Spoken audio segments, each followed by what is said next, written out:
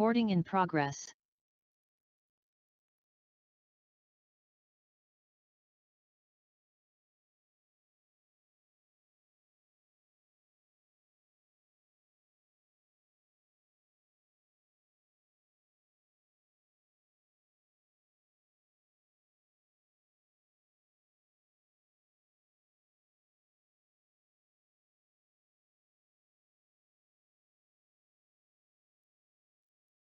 Is anyone against Walter, just real quick? All right, someone notices Walter's in or he raises his hand, let me know. Do this.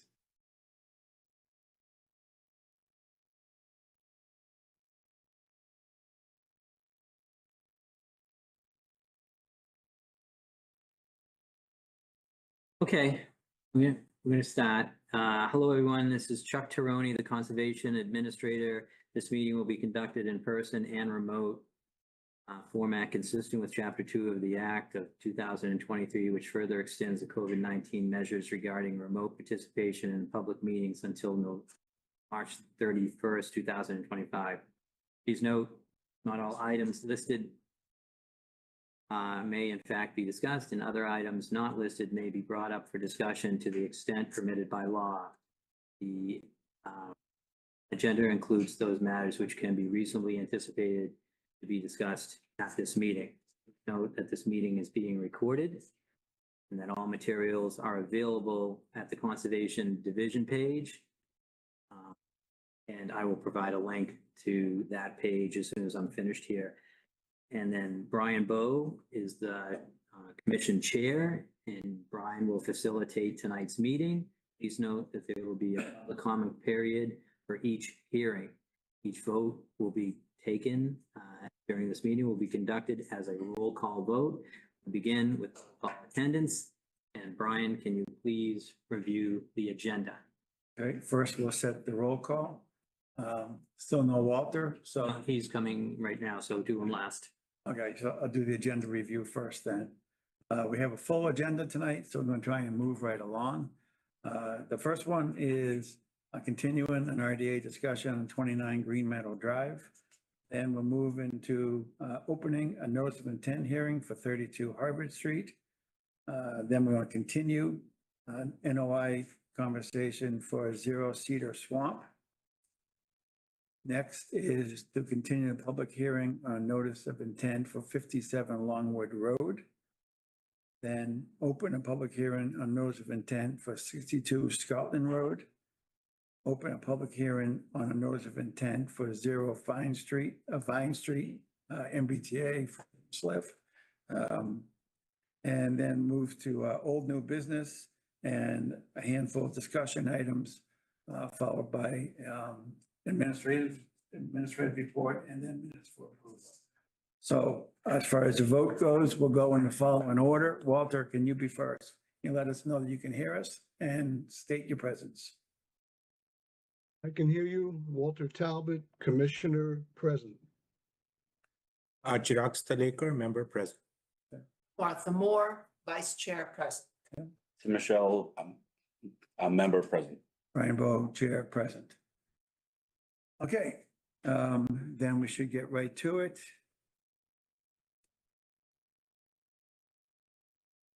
And the first one, as I said, is 29 Green Meadow Drive.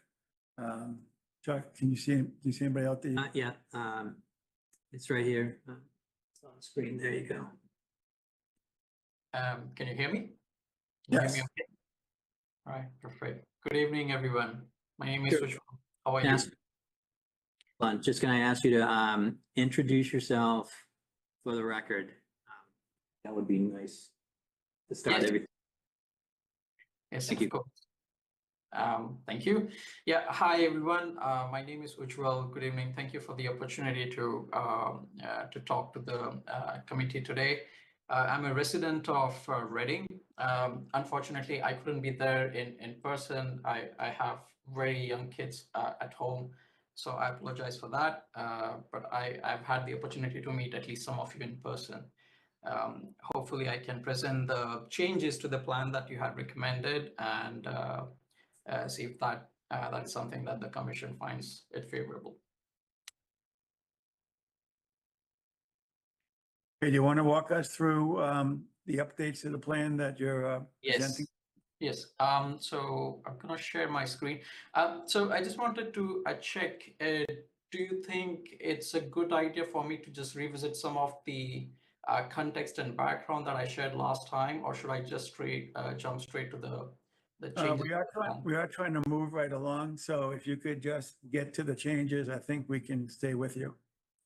Okay, perfect. I'm gonna share my screen. Please let me know you can see it. Yes, we can. Okay, perfect. Sorry. There's other things on the screen though also. Yeah, sorry. I'm trying to fix that.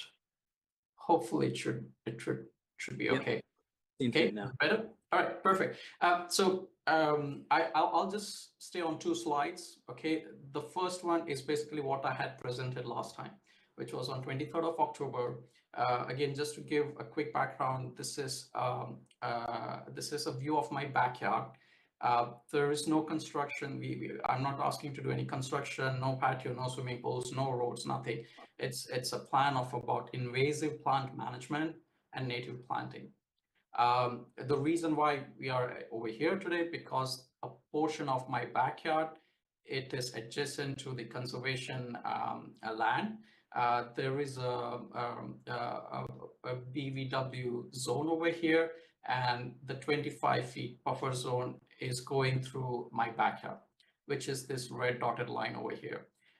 What I had proposed is that, hey, in my plan, I'm going to remove all the invasives, which are just taken over. It's really detrimental. It is not only taking over but my neighbors and the adjacent land, which is owned by the Reading Open Trust land. So from the last meeting, the Conservation Committee was favorable of all the removal of invasives. What they wanted to understand is, hey, look, can we make this a little bit better from a native plantation? So I have gone ahead and made changes, and that's what I will share with you right now compared to what was presented last time. And I had a couple of discussions with Mr. Tironi as well, and he also helped and guided me with some recommendations. So what are the changes? There are 5 changes that we have made to the original plan.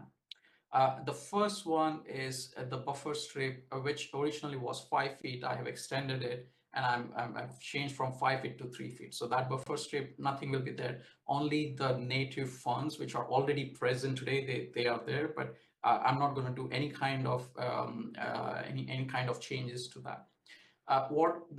So that's the first change. The second change is within the BVW zone, I'm going to add more native plantations than what was before. So I have put as addition of skunk cabbage or an equivalent wet plant, whatever is available at the nursery at that time or the vendor, but it will be native plants that we are going to add over here. I'm also proposing one additional button bush or equivalent plant over here that is marked over here as number 3.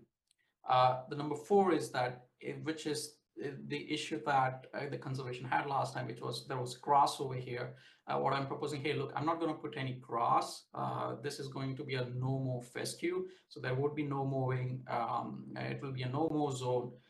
It will be planted, and then that will be that of it.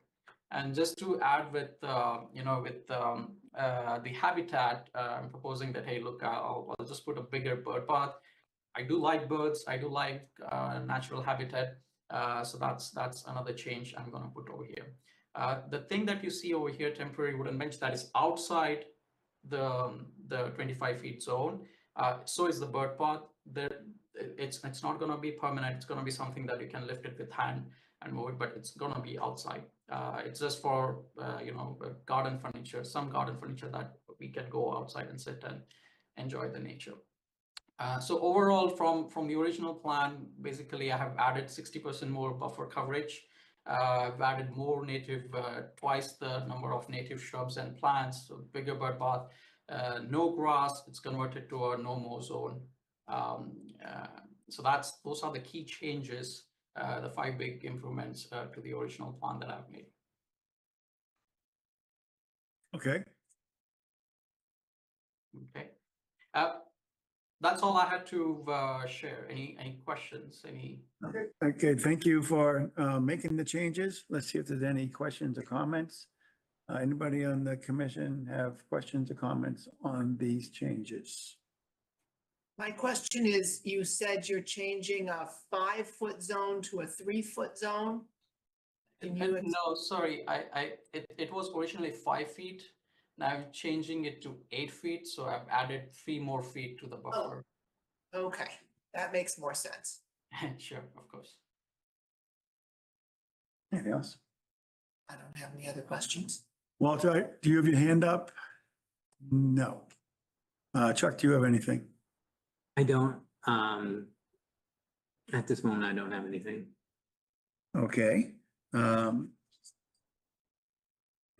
nope. I figured you'd say something, but I just wouldn't give you a chance. I don't have any questions either. So at this point, we probably could move for a vote to close. So can I have a motion for a vote to close on 29 Green Meadow?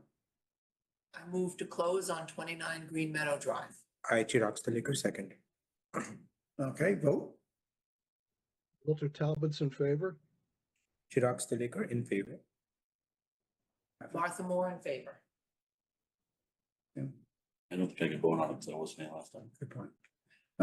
Brian Bowe in favor. Okay, now we need a motion for a determination of applicability. Judging what I've heard, I think we want to do a negative determination. A negative would to allow them to do the project. Yes. Okay, I move for a negative determination of applicability. Oh, Chuck, do we want any conditions first? Good point. Okay, does anybody have any conditions they want to add to this? Yeah, so I'd like to ask the applicant if they submitted a maintenance plan with this application.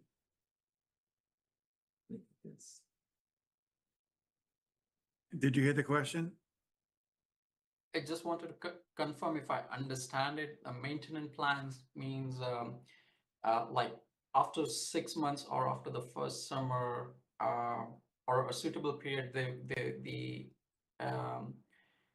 applicator of herbicide will come again and do a second application to ensure that's what was given in the original plan as the maintenance plan. Is that the correct understanding, Mr. So Chirodi? that's for the herbicides that you're going to use Parterre to do. And Yeah. what I'm asking is, how are you going to ensure the survivability of plants that you're putting down there, which won't be what Parterre is doing unless you let me know that, and maintain the lawn. I know you said there's no mowing, but you can't just not mow it for years and years and years. Yes. So we're approving this plan. How, in other words, how are you going to maintain what we are about to approve? And so if you don't have a maintenance plan for this area, I was going to ask for one or suggest the commission ask for one as a condition, that you provide one to maintain this area and approvable by myself. So it would be something that you and me could work on just to make sure the commission is, gets what they want in the future. And so that would be something that would need to take place prior to you getting the document, the approval document. Are you okay with that? I agree. Yeah. Okay. Are there any other conditions anybody has? Chuck, do you have any conditions? Okay, then we are ready for a motion to. Whoa. Walter has his hand up. So sorry, Walter, you're in the glare up there. That's my brightness coming through. I was just worried that, do we still have him removing the invasives and picking up the trash per the previous meeting? Yes. Yes. The original plan of removal stands. Yes, I fully agree. Portier will do it. The changes is only to the plantation plan. Thank you. Okay. Martha, try again. Okay. I move that we issue a negative determination of applicability for 29 Green Meadow Drive. I second that. Walter Talbot's in favor? Chirag Stilicker in favor. Martha Moore in favor? Brian Bowe in favor. Okay. So that means that you will work with Chuck on that maintenance plan, and then he can take care of any paperwork. Right? Thank you very much. Thank you, team. Thank you. Have a good rest of the evening. Bye-bye. Bye-bye. Okay, next, 32 Harvard Street. This is opening, so I'll read the blurb. Open the public hearing on notice of intent filed by Eleanor Shonkoff pursuant to Massachusetts General Law, Chapter 131, Section 40, the Wetlands Protection Act, and/or the Reading Wetland Protection Bylaw, Section 7.1. The applicant is proposing renovations of a single-family house. A portion of the house will be rebuilt. A small addition to the footprint will be added, and a second story will be added. The driveway will be expanded and walkways will be reconfigured. The rear yard will be regarded regraded slightly to resolve the ponding issue. All of the work is within the buffer zone to bordering vegetated wetland. The application and plans can be viewed during regular business hours at the Town Hall Conservation Office, 16 Lowell Street, Reading, Mass. 01867, and on the Conservation Division page under the projects by year. Assessors Map 26, Lot 117, DEP file number 270-0790. Okay, is anybody here for that project? Yeah, Ian from Meisner Brim is here. Ian, can you introduce yourself for the record and let me know if there's anyone else. Eleanor's here, but anyone else that's coming to the meeting tonight. Sure. So my name is Ian Ainsley. I'm an engineer from Meisner Brem, representing the applicant. I am here with Eleanor Shonkoff, who is the property owner and the applicant.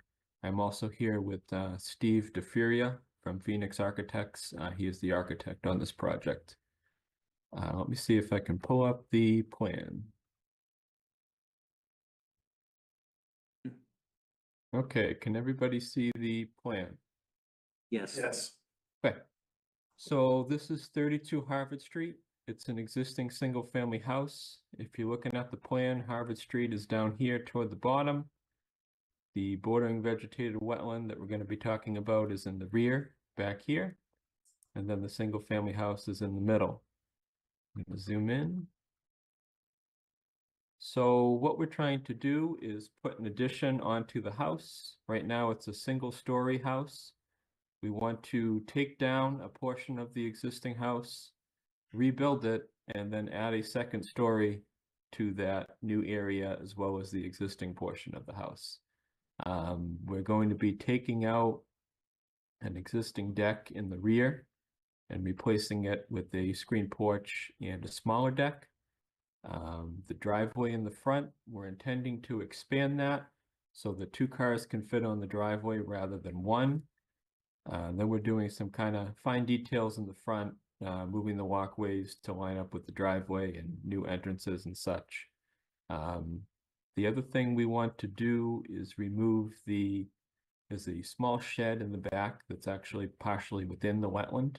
We want to remove that shed, as well as a gravel fire pit that's right next to it. We want to remove that.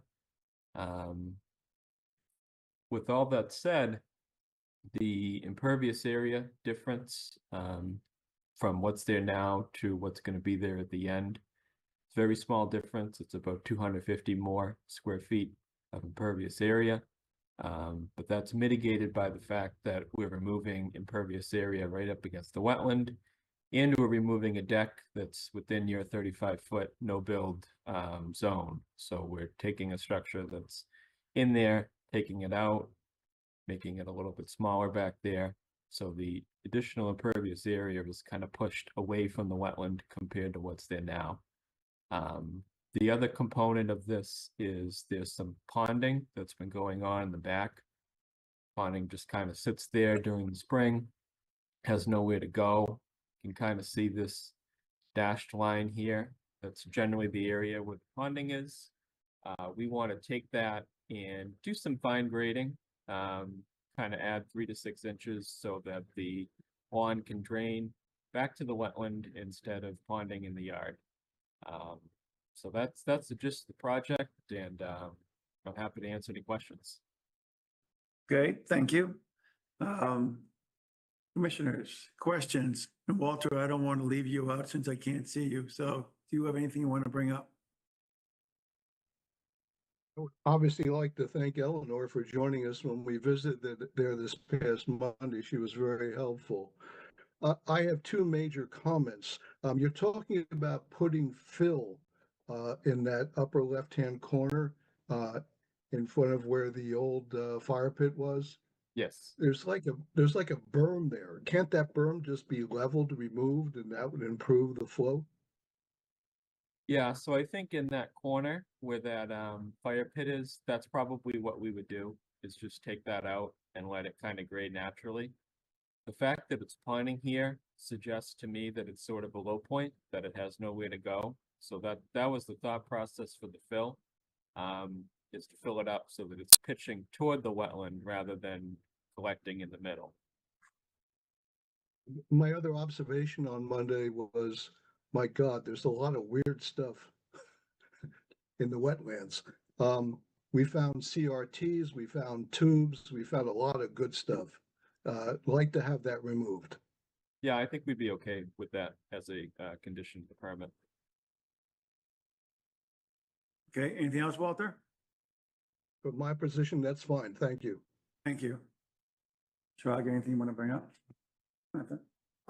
Yeah, some of the trash in the wetland included some empty flower pots, so add those to the list. And also some, what looked like they were trash bags full of leaves that had decomposed, and so there's scraps of plastic, black plastic trash bag.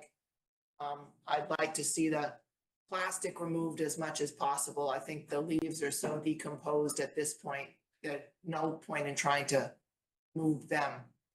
I am concerned that the lawn goes right up to the wetland flag line. And if you're taking out that gravel area, I see an opportunity for adding some native planting, maybe in that area, to make more of a buffer between the wetland flag line and the lawn. And also perhaps in the area coming down towards the corner of the house where the wetland line comes closer to the house, I would love to see a little planting going on there. Maybe a tree that likes to have its feet wet, like a red maple, would be an appropriate choice, or a swamp oak, or some shrubberies, something to give a little bit of a buffer between the yard and the wetland. So when you're thinking about the ponding issue, that would be an opportunity for some native plantings that don't mind being wet. So would you want to? I don't think we have an issue with that. I think I would want to see a planting plan before they just start planting things, but they could just give it to Chuck. If we're going to vote tonight, I would be happy to have Chuck approve whatever they come up with. Okay, we'll see. Is there anything else you want to bring up?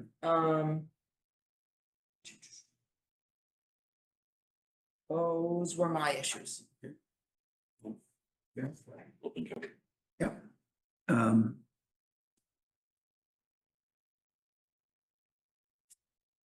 So you're going to be digging up some area when you're expanding the driveway. What are your plans for handling that material that you dig up? Sure, so that would be removed from the site. That's a typical thing that would get removed and disposed of properly. We would not, put it anywhere else on the site. So you would remove it right away? Yes, yep, So you don't have to worry about stockpiling it or anything? absolutely. Yeah, it's a relatively small amount of material. Yeah. What about the material? How are you going to handle material from the shed and the fire pit? Will you take those out? I would assume the same. I would assume that would get loaded onto a vehicle and removed from the site. Also in real time? Yeah, I would say so. Yep, as they take it down, they would load it into a vehicle in the front, and then once it was full, it would get taken out. Okay. And where are you going to stockpile the building material that you're going to use for the addition and what have you? That I'm not too sure of. I know you'd probably want to see it as far away from the wetland as possible. You are correct, sir. Yep, so I would suggest somewhere in the front yard if it's feasible. Okay, so you need to make a decision on where that's going to be and to update the plan showing that stockpile. Sure, can do that. Okay, and what's your thinking on a construction entrance? Well, we have the existing paved driveway there now, so that would be my thought for vehicles to enter to utilize that driveway that's there currently. Okay. In your plan, you're talking about putting in some paver walkways. Mhm. Are these pervious pavers or impervious pavers? The intent was to be impervious, although, they would allow some material in, but we are not intending to do pervious pavers unless it's something the commission, strongly desires. Have you considered pervious pavers? Is there a reason you wouldn't have used them? It's more costly. You have to dig lower, remove more of the existing material, and you have to put in a good amount of sand and gravel beneath the pavers to promote the infiltration, so it's a little more expensive. But it would offset the admittedly small increase in the impervious area though, right? Sure, yeah, it would. Okay, we'll consider that. How do you propose handling rainwater off the roof when you're done with the second story and the addition? So I believe currently it's downspouts, and Eleanor, correct me if that's incorrect. I think it downspouts into the ground and then runs off on the yard. Since we would not be really increasing that area, it's really a vertical addition. I would keep it similar to the existing condition with the downspouts. Am I allowed to talk? Okay, this is Eleanor from 32 Harvard. Currently the downspouts go into the yard and then we sort of angle them out away from the house. And we haven't talked to Ian about this yet, but I did have some plans to work with the Department of Public Works to get the barrels that they have to just recapture some rainwater. I don't know if that affects anything, just current thinking. Chuck, do you want to talk about what we've been doing with roof water? Sure. So the commission always asks since 2011 that all new structures their roof runoff for those structures are infiltrated into the ground. So you would be held to that same standard. Okay. As opposed to recapturing it. Well, we don't, so sheet flow is not what we want. I think ultimately you're going to help yourself by doing this anyways, because I understand the neighborhood has a lot of sheet flow water issues. So I just wanted to add that if you can't figure out the best spot on the existing addition, you can use an equivalent amount on the house that's existing. So one or the other, but we'd like to see infiltration from the roof runoff into the ground into chambers. Okay, Just to make sure I understand correctly, it sounds like that is only for the new area, not the entire house, or are you trying to see the entire house put into the chambers? That's not been what the commission's asked. So whatever the new area is, that's what we would ask for. So you might just capture the back gutter or something like that. Mhm. Yeah, it's a very small, when you're talking the building, the increase in the footprint is very small. I think it's like 40 square feet. So, Although even that is. What about the, sorry, Brian, That's what fine. about the screen porch? Is that on top of existing? it is, that's actually a deck right now. So oh, okay. And Chuck, when you say chambers, are you talking Cultec chambers or Mhm. could it be a stone drip trench? Yeah, Right. it could be, but I just want to get back to Ian for a second. Although, the actual increase in impervious surface is quite small, it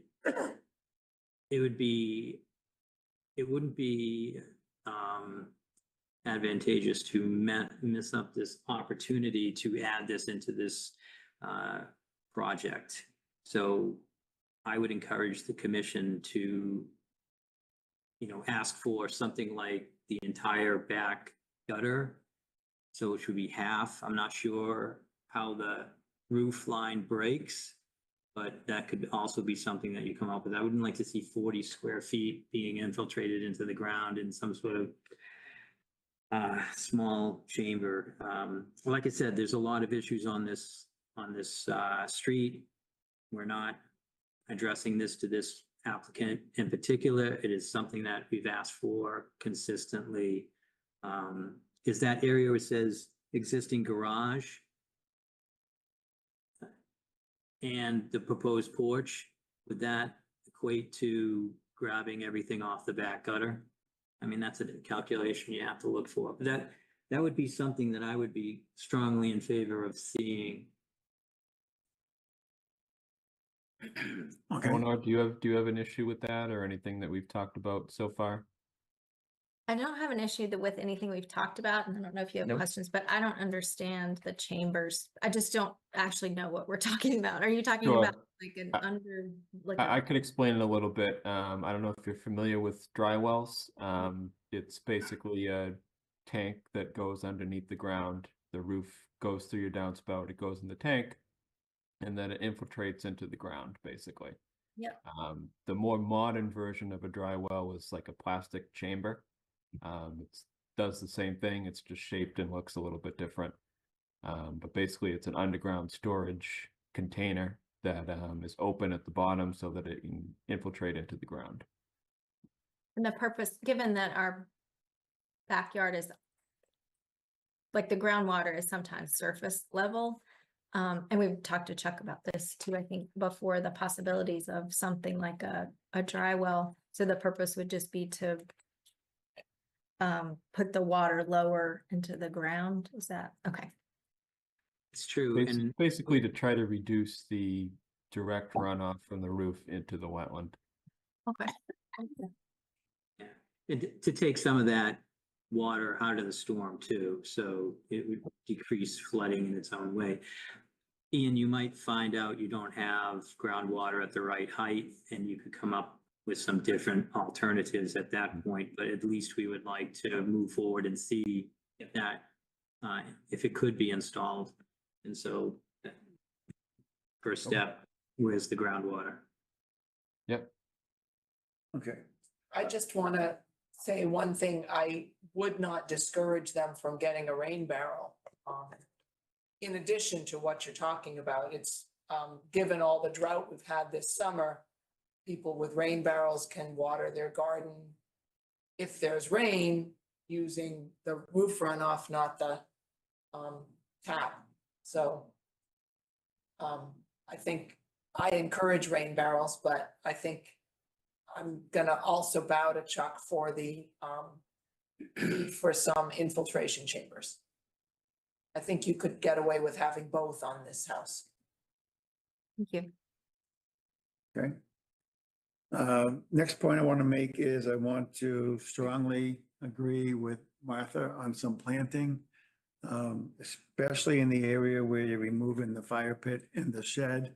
Seems like that's a great opportunity for some plants. And Eleanor, when we were there, you said you like trees.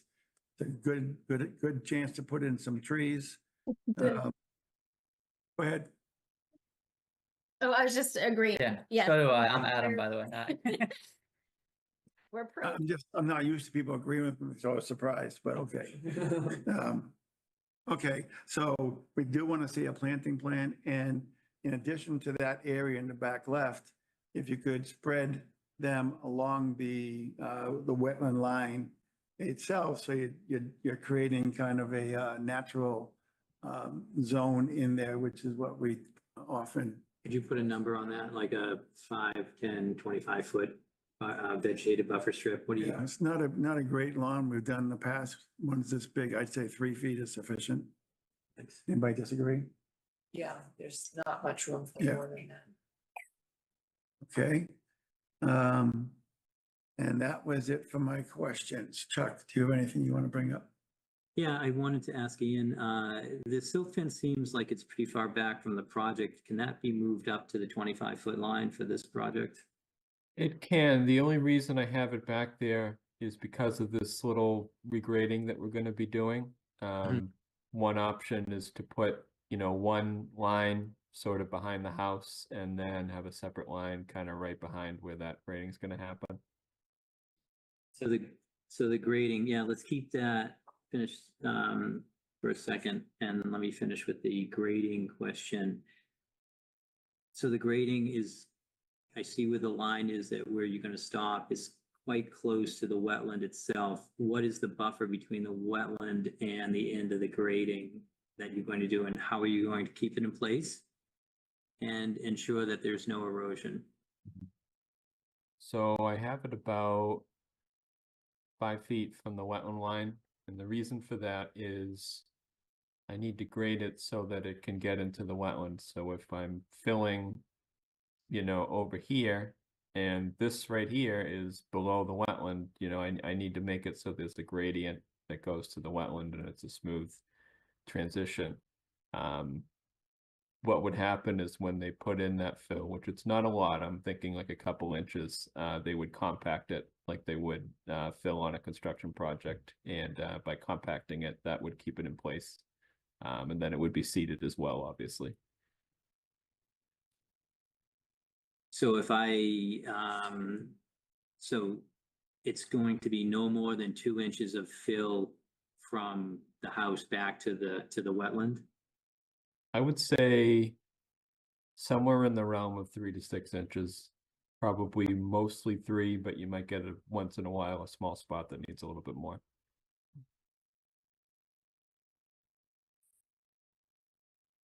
There's not a whole lot of room to work with. I don't want to fill it too much, and then you wind up with the situation where now it's ponding over here instead. So it's going to be very minimal, and there has to be sort of a complete transition from the back of the house to the wetland.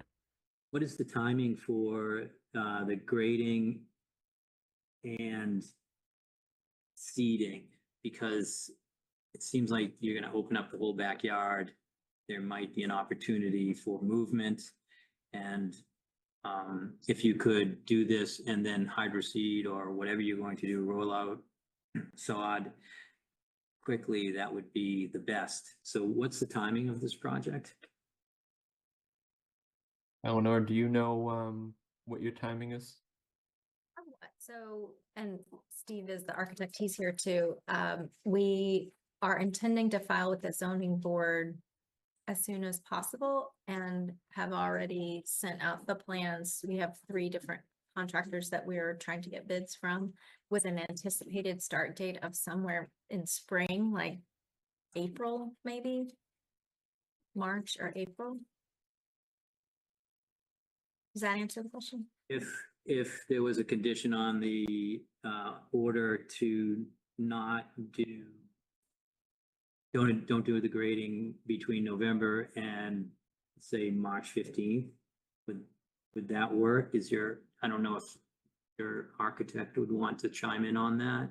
I would just like that to be taken care of completely all at once, instead of waiting with the ground open. I understand, but I'm not sure I have the expertise to weigh in. We've never built half a house before. Steve, I see you coming on. Thank you. Well, I guess, sure. Is someone here to talk about this? Or I can just continue to talk. I would just say that Yeah, I think lucky and the contractor would be doing this from between April and the fall, and then everything would be fine. But, you know, right now, we don't know if you're hydro seeding or rolling out sod, and so there is a concern.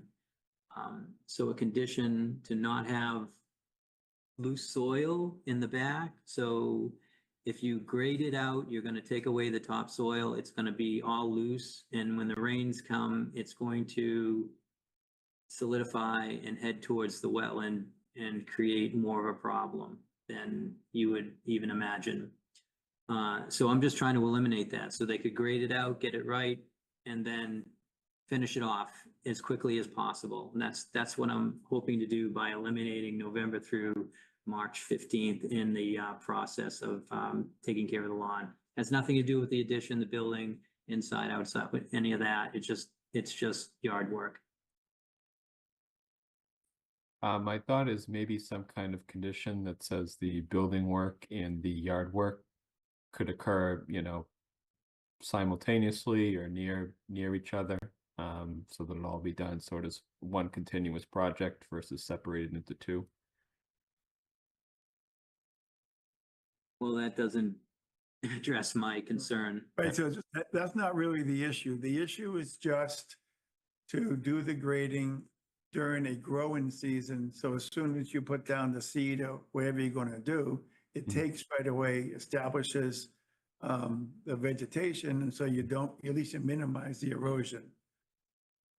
Okay, yeah, so I mean, we're fine with the condition then that, you Yeah. know, starting in the spring. I don't see starting much sooner than that anyway. I mean, you could certainly dig the foundation, do whatever digging you're going to do, and the screen porch and all that, grade out the back, seed it, and then move the erosion control right up as close as you can get to the building, because the landscaping is done now, and then you'll be out of the ground and start working on construction. So you could do something like that too. It sounds like it might be a discussion with your contractor about timing and Ian. All right, so I had grading, I had the silt fence, planting in the ZNV, and the rain infiltration, and I'm finished. Okay. Are there any other questions from the commission? No. Okay, so, yeah, thank you for looking at Walter. So at this point, let's list the things that we've asked for. We've asked for a planting plan. We've asked for the addition of Coltech chamber and or water barrels. Not or, Not or. Possibly and. and it doesn't have to be Colton. We're just looking for infiltration. Right, and if, I was going to do quotes, but, all right, so some kind of infiltration chamber. A place marked on the plan for material stockpiling. Yeah, Preferably the front yard as close to the driveway as possible. anything else that you, Construction entrance. My Yeah, thought was to use the driveway as the construction Driveway. entrance. Is there a note on the plan? I don't think so, that's why I asked. Yeah, So just add a note to the plan to say that the driveway is the construction entrance? Yeah, as Yep. long as you add in the stockpile, that's an easy 2 words to add. Yep. Was there anything else that came up? I think you wanted a buffer, some replanting in the back. Yeah, 3 so feet we, wide. so we want some more to understand the grading and how that sequencing happens. We wanted to ask how far up you could move the silt fence. That seems to be combined with the grading, so there's some questions there. The zone of natural vegetation between the flagged wetlands, you're going to create a 3-foot vegetated buffer strip. You're going to look into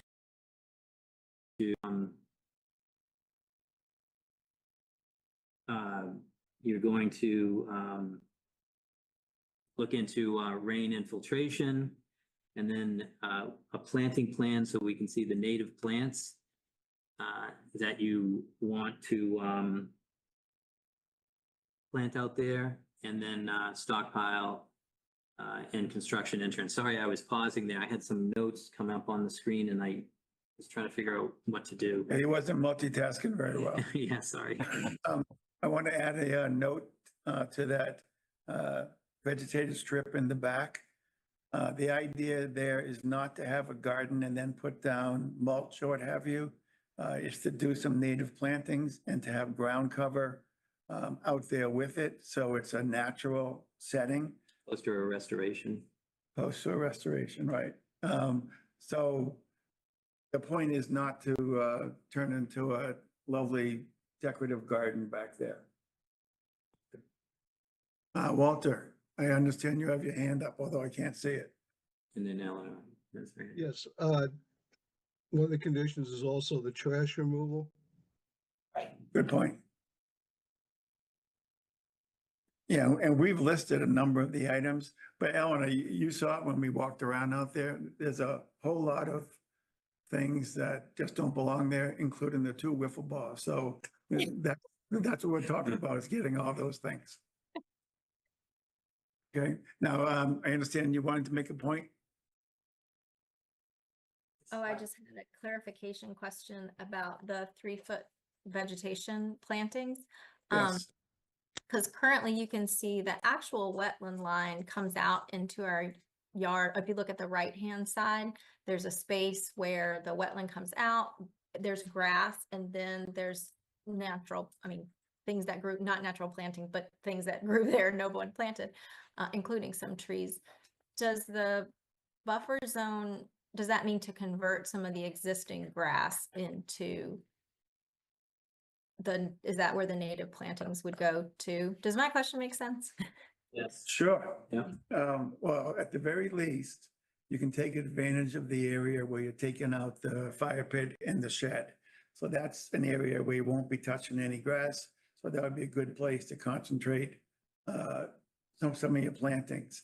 When you're doing the regrading, I think there's some spots where it actually goes right up to the wetland line, correct? Yes. All right, so that would be another prime spot to do some plantings of the native plants and the ground cover as opposed to lawn grass. I think what she's So we should- specifically asking about is the area on the right-hand side of the plan where the vegetation tree line is way back from the wetland line. So I want to just ask, we asked for a planting plan. So Ian can present something that Eleanor and the applicant agrees to, and then you guys You can decide. Instead of designing it for them. Yeah. So Eleanor, you work with Ian, and I understand your concerns. And so, you have an area that was lawn, and then when the wetland scientists came out, they put the flags way into the lawn area. And so your question is, what if I just put it next to the tree row and the commission is getting more than they had before? So that's where it juts out there. That's something for you and Ian to discuss and then present to the commission. If that's what you want, because what I heard was, and what usually happens is we like to see it from the wetland line out 3 feet. But usually the conversation starts with a plan. Yep, happy to work with him to do that. I stand corrected. Okay, so at this point, I think we need to see if you'd be okay with the continuation. Great. So these changes could be made and you could resubmit updated plans and the planting plan and what have you. Our next meeting is January 8th. Do you think you could have these changes and what have you done by a week before that time? That's when Yes, our middle time is. Absolutely. So that would be what, the 2nd? It could be the new year. The first, so the 31st or the 2nd would be great. Yeah, you can always prepare them while you're watching the bowl games. That'd be great. Will do. Okay, in that case, can I have a motion to continue this? I move to continue the hearing on 32 Harvard Street to January 8th. I second that. Walter Talbot's in favor? Chirag Talika in favor. Arthur Moore in favor. My first one, so I didn't know if I was still up. Yeah, you're allowed to Yeah, vote. because you heard the hearing. Back to Michelle in favor. Brian Bowe in favor. Okay, thank you. Thank you. Thank you. Have a good holiday. You too. You too. Okay. Next is continuation on Zero Cedar Swamp. That in, Coming in now. Andrew's on.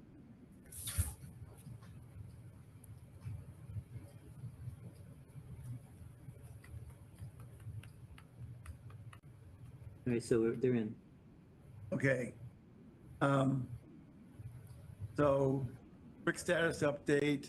We had sent you folks our first cut at the order of conditions.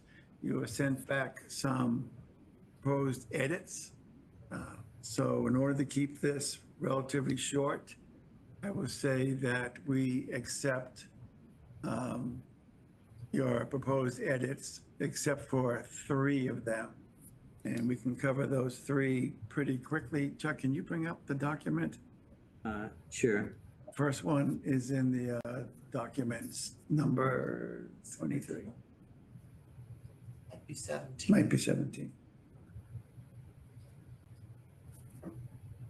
17. Okay. Figures. Can you make the text any bigger, Chuck? Yeah, I can try. Here we go. Slider on the lower right. I don't know if that was too much. Uh, Is that a jailbreak or what do we do here? Tell me when it's good. That's fine. All right, so this one has to do with the language around describing the RCTV recording of the meeting. And in it, you're suggesting that we take out the information about how we intend to use the funds that we would get from you. We actually want to leave that in there. We think it's important that we identify what our intended use will be. So that one we do not agree with. The next one. Yes, go to the next one, please. I'm just looking for, because it's so. Yeah, looking for the red. Looking for the red. Should stand out with this size.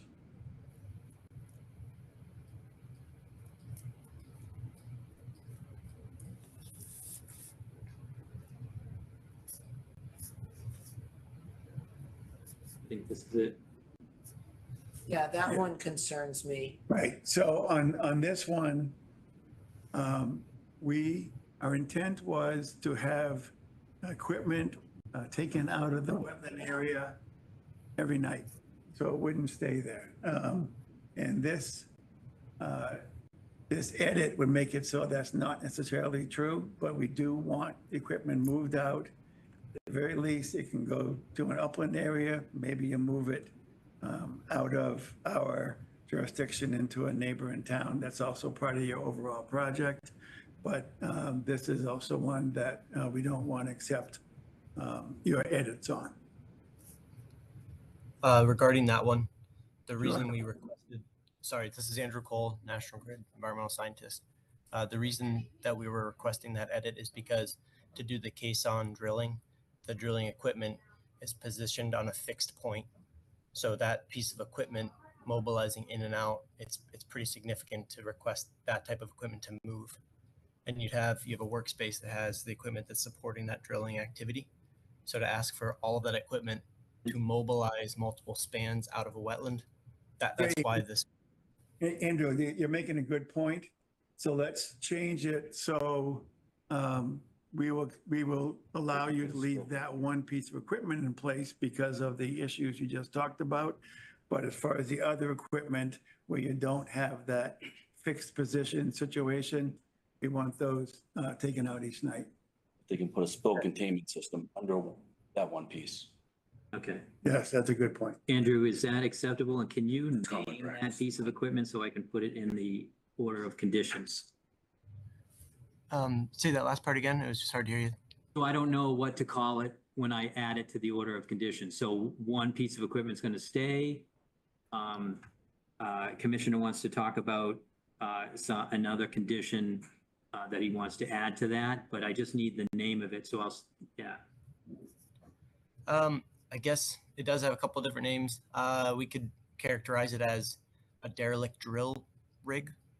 The spelling on that, it might take me a second to get to the spelling, but if it could it be characterized as Or ICK, The Derek, sorry. the digger derrick Digger Derek. or drill rig. Yep. And I mean, if this condition can just be expanded to say all equipment stored within wetland will have a containment underneath. No, we actually thought about that. So wait a minute, we have kind of an expert now, right next to you. Okay. Yeah. So Andrew, before we get into this, so what the chair said was, he agreed that there's a drilling equipment that needs to stay, but that other equipment, the loaders and I can't name them all. He's not saying yes to that. Exactly. Yep. So Okay. skid steers, ancillary equipment, trucks, all of that type of equipment would be removed. Yep. Parked in uplands. It's just that fixed piece of equipment, derelict drill rig.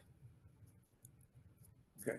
And then Tim Michelle wants to say, Just with a spill containment system under the one piece of equipment that stays. is that acceptable? Yeah, I saw him shake his head, yeah. Derek. Yeah, because that's on tracks. You can't move that out. Correct. Yep. Okay, when you have a chance. Can that go underneath all of it? Or Just under the middle of the motor part. We don't have to Yeah. worry Under the about. chassis. Exactly. Like typically we can use an oversized or a large kiddie pool or something that's basically under the chassis. What- So any what like makes- Andrew, if you can, hang on a second, Chuck and Tim. That's just in the center of that piece of equipment. That's where all the gears and the motors are. Is there any other spots? Because they're putting it on a surface that has gaps in it. And it's Putting on just mats. right above, well, the mats have gaps, they're basically like square telephone poles. Yeah. And so we're concerned that any dripping would drip straight in. So when we're putting the spill containment, I understood that it could be underneath kind of the center. There's nothing on the tracks that is gonna leak. Just under the motor part. That's enough. Yeah, that's common practice. They just put a big pan under the center of the machine. Okay. I'm not sure, Andrew, if you have anything else to add to that. No, what I was describing is exactly what he's saying, under basically the components that would house any of the fluids. So if there was a leak, it's going to be captured directly under. Okay, so you're in violent agreement. That's good. Yes. Want to move to the next one?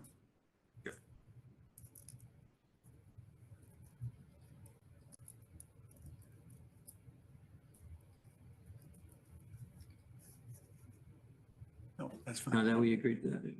Yep, that.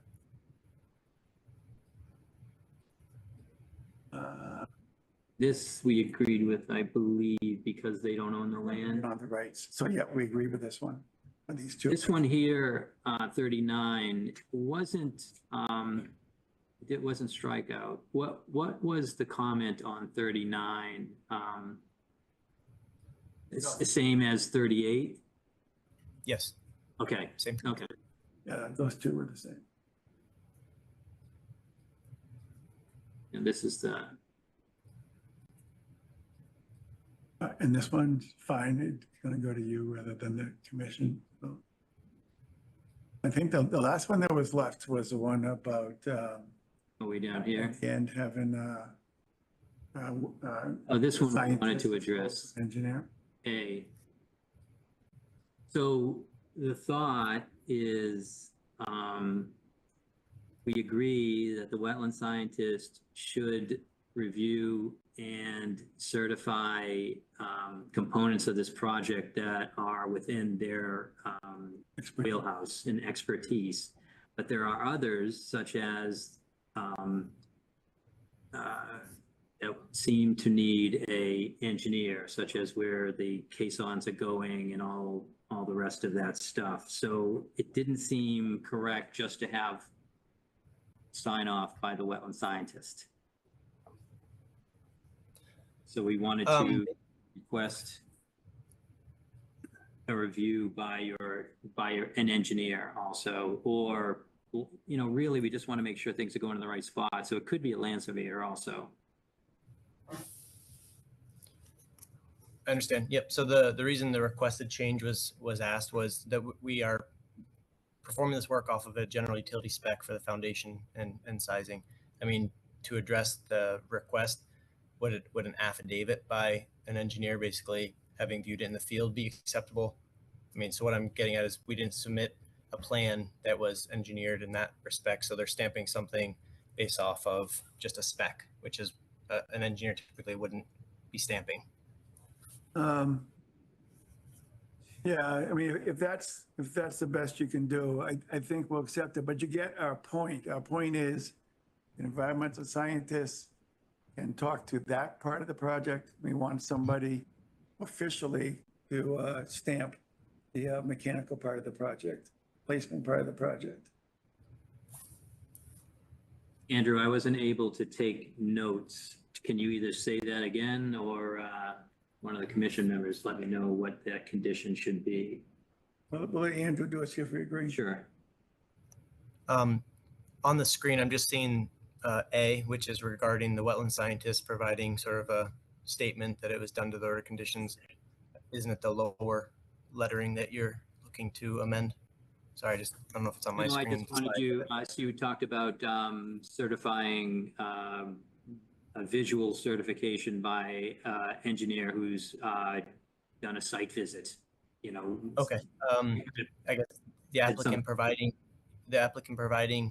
a professional engineer affidavit that the project was installed and installed per plans. Okay.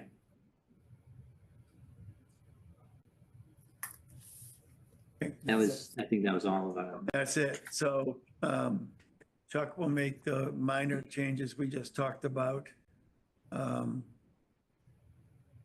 Let's see, so. Can I just ask a quick question? Sure. Just below that, section C struck out the 2 prints of the as-built plans. Is that for the same reason that you don't really have engineered drawings? Is that why you're taking those The out? comment was they don't usually do as-built. If correct me if I'm wrong. Nope, that's correct. Yep. Yeah. So there's just a general spec for this foundation. That's what they're utilizing and building to. Okay. So given those changes, can we go ahead and close? And just not Unless anyone else has some Yeah. comments. not issue until later though, right? Yeah. I would just make sure that we have, Okay, are there any other commissioner comments? Walter? don't forget about people visit. Okay. How about anybody in the general public? If you have any comment, you can go to the reactions in the lower right and do the raised hand function. And somebody who's not blinded by the glare up there can see it.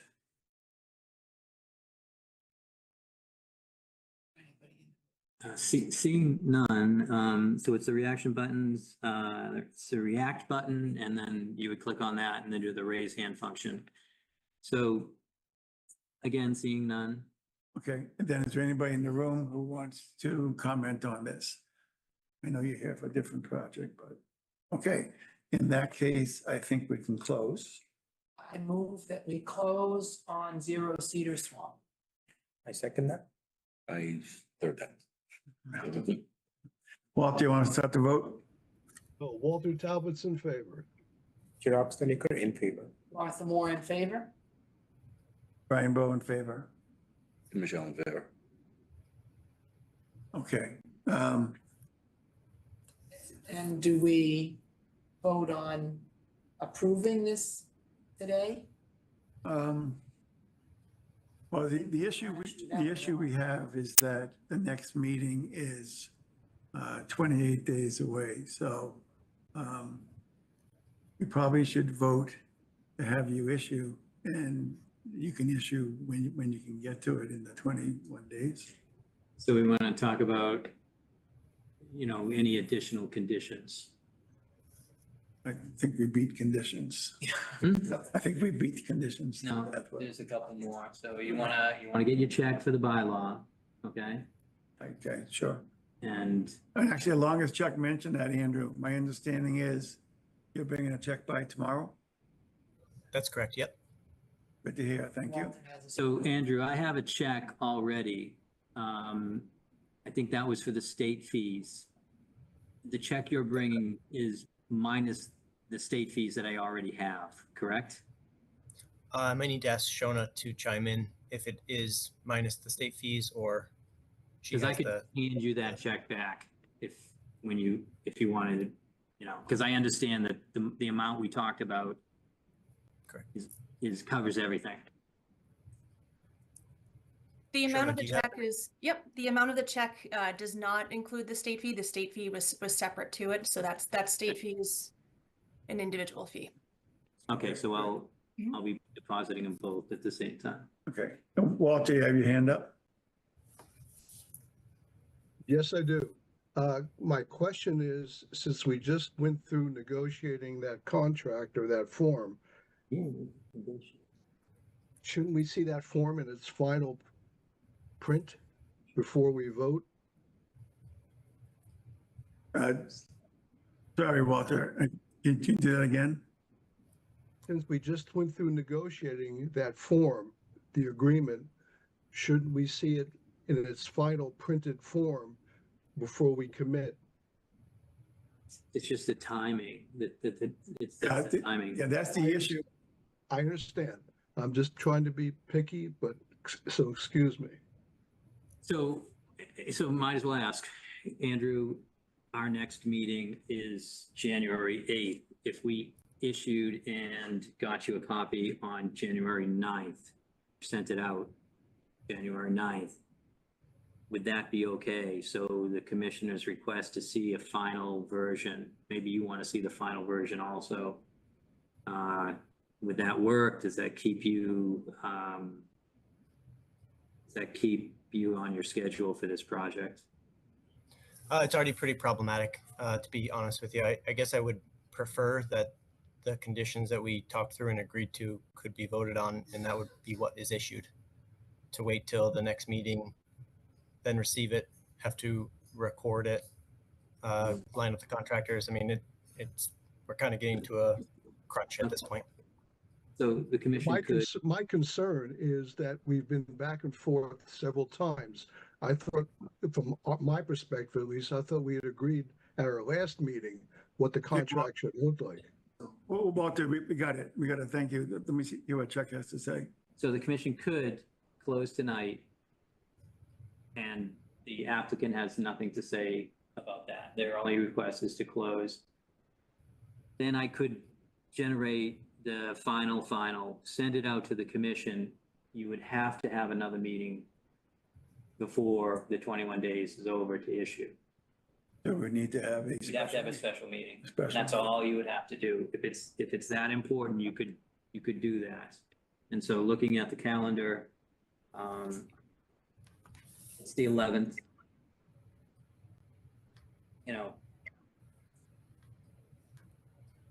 I'm not coming on Christmas.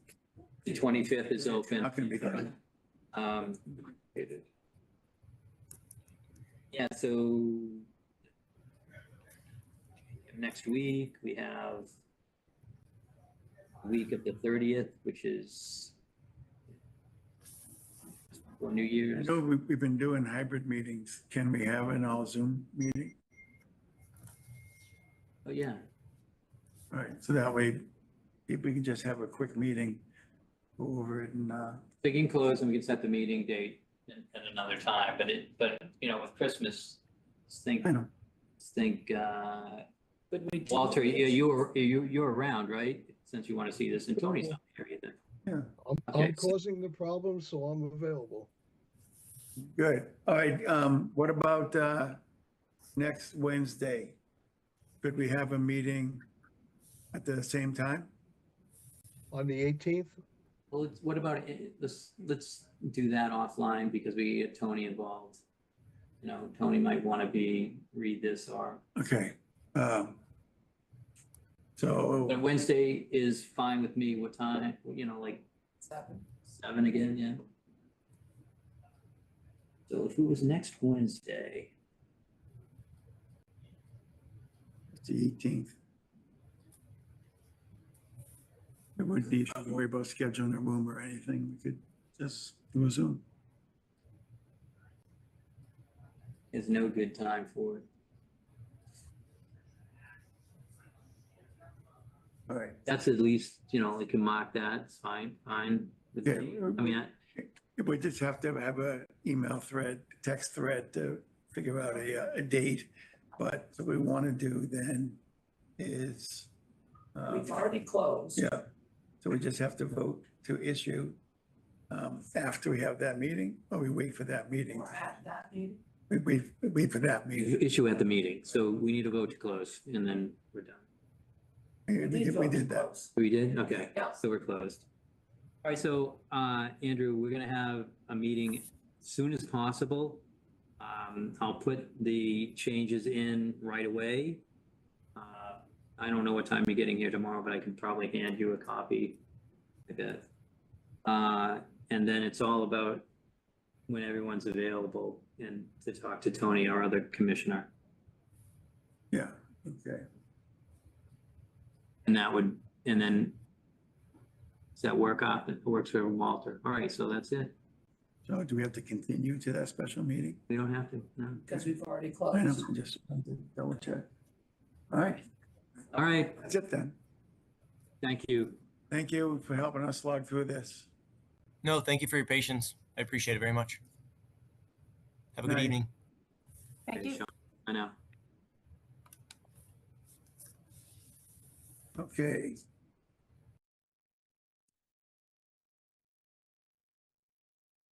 Next one. Continuing a public hearing on 57 Longwood Road. 57 Longwood Road requested to continue until our second meeting in January, and that is January, make sure I get it right, 22nd. Okay, can I have a motion to continue to January 22nd? I'll move to continue the hearing on 57 Longwood Road to January 22nd. Second? I, Chirag Staliper, second. Walter Talbot's in favor. Chirag Staliper, in favor. Martha Moore in favor. Michelle in favor. Brian Bowe in favor. Okay, That was quick. yeah, so 62 Scotland Road, gonna open the hearing, so I'll read the blurb.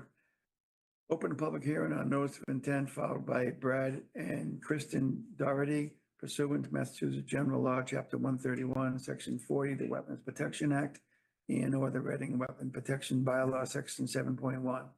The applicant proposes construction of an 18-foot by 36-foot in-ground pool with a bluestone patio. All work is within 100 feet of a bordering vegetated wetland. The application and plans can be viewed during regular business hours at the Town Hall Conservation Office, 16 Lowell Street, Reading, Mass, and on the Conservation Division page under the project by year. Assessors map 10, lot 215, DEP phone number 270-0. Jack's here, and Kristen, I did give you co-host permission so you could turn on if you felt like it. But Jack, if you could just introduce yourself to the commission, I'm gonna pull the plan up and you can discuss any changes or just, I think you should use this as a new meeting and just brief overview of the entire project. Yep, that makes sense to me. Thank you, Chuck. Thank you, commission members. For the record, my name is Jack Sullivan. I'm owner of the Sullivan Engineering Group. Before we get started, I notice on the agenda that there was no DEP file number yet assigned for this site, but I did look it up this morning, and it is DEP file number 270-0791. So we were issued a file number, and there were no comments from DEP. Yeah, and I agree with Chuck. I'm sorry, what was that? 270-071-0791. 0791, thanks, sorry. Yep. So for this project, it's a backyard project. Norse Environmental did the wetland flagging. There's a drainage ditch towards the back left portion of this property that has BVW associated with it. Norse Environmental did the flagging and supplied the BVW determination forms as part of the notice of intent filing. With that said, the owner is proposing to construct an in-ground saltwater pool, 18 by 36, with a bluestone patio surrounding. The closest portion of the patio construction is 74 feet from the BVW. We're proposing a 12-inch diameter mulch sock along the limit of work line and to provide the access to the rear yard. There's very limited grading changes associated with this pool, less than 6 inches, and there's no mature trees to be cut as part of this project. All the abutters were noticed on this hearing. The owners of this, I gave proof to Chuck that they were noticed. As you know, we had submitted an RDA for this application, but it was determined that by the commission that a notice of intent should be filed. So it's basically the same plan I showed previous, but we did go through the whole notice of intent process. And I should note there is a existing play structure behind their existing patio that they're going to keep. They're looking to relocate it. I told them it has to be outside the 35-foot BVW setback. They don't know quite where they're going to relocate it now, but it will be, I did make a note, it should be outside the 35-foot BVW buffer. I think with that, I'll turn it over to the commission and for any questions. One question that came up last time, I think I should just hit on it now is, and I think Walter brought it up, on the saltwater pool, it's a cartridge system. So there's no flushing of the water. You just change out the cartridges for your maintenance for the salt water. But at the end of the season, if water did have to be drawn down and pumped off of the pool, they basically just, they don't treat the pool with salt for about a 2-week period. And then that way, the salt basically, is eliminated from the system and they're able to flush onto the grass. But so to close down, they basically just don't apply salt for the 2 weeks prior to doing that. But if anyone has questions from the commission, I think I'll turn it back to the commission for questions. Are there any questions? I have a couple. Can we make sure that we get a condition to have an operation and maintenance plan that describes that maintenance of the pool? And when you're digging out the soil to put the in-ground pool in, what are you going to do with that soil? It'll all be hauled off site. There'll be no soil stockpiling. It'll all be removed from the site. Okay. Okay, and I'm concerned that the 25-foot BVW buffer near wetland flag 3A, the grassy area goes very close to the wetland flags. That 25-foot ZNV is not 25 feet wide. I wonder if we could request some plantings to increase that zone of natural vegetation in that corner. Would the applicants be open to that? Do you see him on the call, Chuck? That's a question. Yes, yeah. Yeah, we would be open to that. And you're thinking like shrubs, Martha, something like that, some native shrubs? Shrubs or another tree. I noticed there were a number of tree stumps there that seem to have died a long time ago and been taken down. So there had been more trees in that area, so, Is this area you're talking about? yeah. Are you looking for everything out to the 25-foot line or just a little more? I was thinking an extra 5 feet. So pull it out 5 feet toward the grass.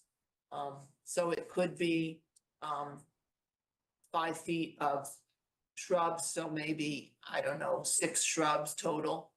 Or 4 shrubs and a tree, something like that. Yep, that's fine. Okay. So Jack, I would ask you just to update the plan, not to hold it up, but just have that plan to meet with those changes. And is So I that can- something the applicants are okay Conditions. with? Get the right date. Okay. Yeah, we're okay with that. Thanks. Anything else? I think I'm good after that. Trog, anything? Can't see Walter either. Walter? Yes, at the last meeting, I was questioning well, it's not on the screen right now. Oh, there we are. The proposed pool mechanicals. Just a circle. What does that mean? That's the area that they're gonna, that's where the pool mechanicals will be located, right behind the back left corner of the house. What is the definition of pool mechanicals? It's where the cartridge system would be for the salt water change. And it's like the circulation for the water, the pump. So they're pumping water 100 feet from the pool back to that and then returning it to the pool. Yeah, it circulates it, correct. And it's not 100 feet. I'm estimating by looking at the drawing. Yeah. Yeah, we're 48 feet from the pool to the back deck. And then, it's probably about 60 feet. But for So them, you- it makes a good location. You want to put those in an inconspicuous location. So by tucking it into the back left side of the house, I believe they talked to their pool company. They said it could work. And what is the material then of the piping that's going to be conducting the the water back and forth? It's all PVC, so it's non-corrosive. And then I have a question because of my relative sophomoric wisdom with the commission. Has anybody else built an in-ground pool within 100 feet of the wetlands before in Reading? Yes. Yes. Yes. Yeah. So we're not. We we're not pulse that once. okay. Yeah. I do have one more thing, Brian. Okay, go ahead. Okay. I have one more concern that I always express when someone has fenced the entire yard and then has a pool in one area of the yard. It's not a conservation issue, but a safety issue. Are you planning to have a safety cover or a safety fence around the pool so that children can't be playing in the yard and fall in the pool? Yes, there's an automatic cover that will be installed. Wonderful, thank you. Okay. Me first. Always. I have a couple questions. Jack, when you were just doing the summary, you said no mature trees to be cut. Are there any trees at all going to be cut? Yeah, no trees. Okay, that's what I thought from the narrative, but when you said mature, I thought I would check. Yeah. Also, as far as the excavation, what I've seen when this gets done is that typically the hole is dug, and while the majority of the soil can be taken away, some is left around it in piles to fill in around whatever the molded pool is that's going in. Is this going to be anything like that? It might depend what type of soils they find when they're digging out, if they were suitable to fill in. If it was, it might just be like a 1 or 2 foot high soil berm around the pool that they grade back into the pool edging. So it wouldn't be a large soil stockpile area. And how long do you think that soil might be exposed? Maybe 2 days maximum. Okay, and it is fairly flat lot, so. Yeah.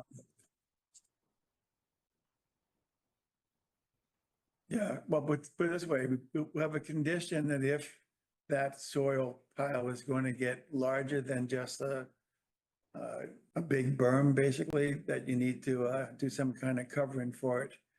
So, you know, if we get a downpour, then it won't wash away, although I'm not too worried about it, but just in case. I'd be fine with that. Like they could put a plastic tarp over it or something. Exactly. Yeah, and weigh it down with bricks or stones or something. How about Yeah. stockpile is covered either every night or if it's not removed within 2 days? Instead I'm of fine saying with that. over Yep, 5. that- Yeah. Okay. That's all I have. Chuck, did you have something? Sure, Jack, you talked about the pool equipment area, mechanicals. Yep. Is there a trench between the pool and that? Yes. Yep. Is it on the, am I not seeing it on the plan? Oh, I didn't show the trenching, but there would be trenching between the pool and the mechanicals. Is it, how is it? Is it going to be a trench with like a backhoe is going to just dig an area out? Or is it going to be in a sprinkler system? No, it would be excavated. So they dig a trench 2 to 3 feet deep from the back of the house straight to the pool and put the piping in place. Right, and it's all, I see that you have the mulch stock there, so you're within that area. I'm just surprised that it's not on the plan. Is that something you can add also, since you're gonna update the plan with the vegetation? Yeah, sure. Yep. Okay. That's all I have. No, that's a good suggestion. That's a good idea. So these are relatively minor changes. So I would like to suggest that we could close if somebody wants to, and we could have Jack send the updated plans to Chuck, who would be the judge as to their completeness and what have you. Does that make sense? Works for me. Okay.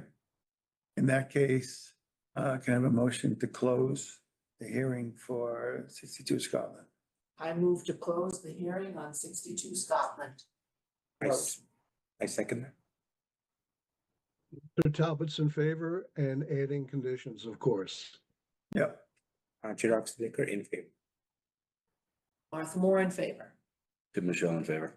Brian Bowe in favor. Okay, conditions? Play structure outside of the 35-foot zone, maintenance plan is available. Jack, you might just, seem like there was only a few, you might also add that to the plan. I don't know if there's how much room there is on the plan to list a few things for maintenance, but that would be something that would be a condition.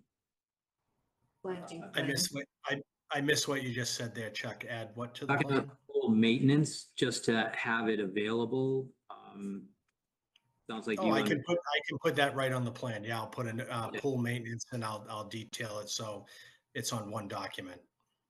And then the other thing you might want to add on the plan is just any flushing would be, upgrading of the 50-foot line. Okay. I don't see the 50-foot line, but we're just gonna have that as a number, Okay.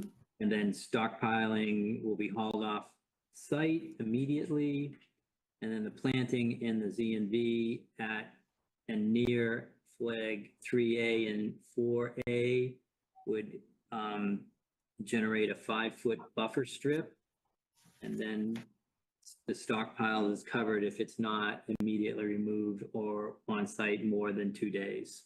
And also one for cleaning up the yard waste towards the back of the property.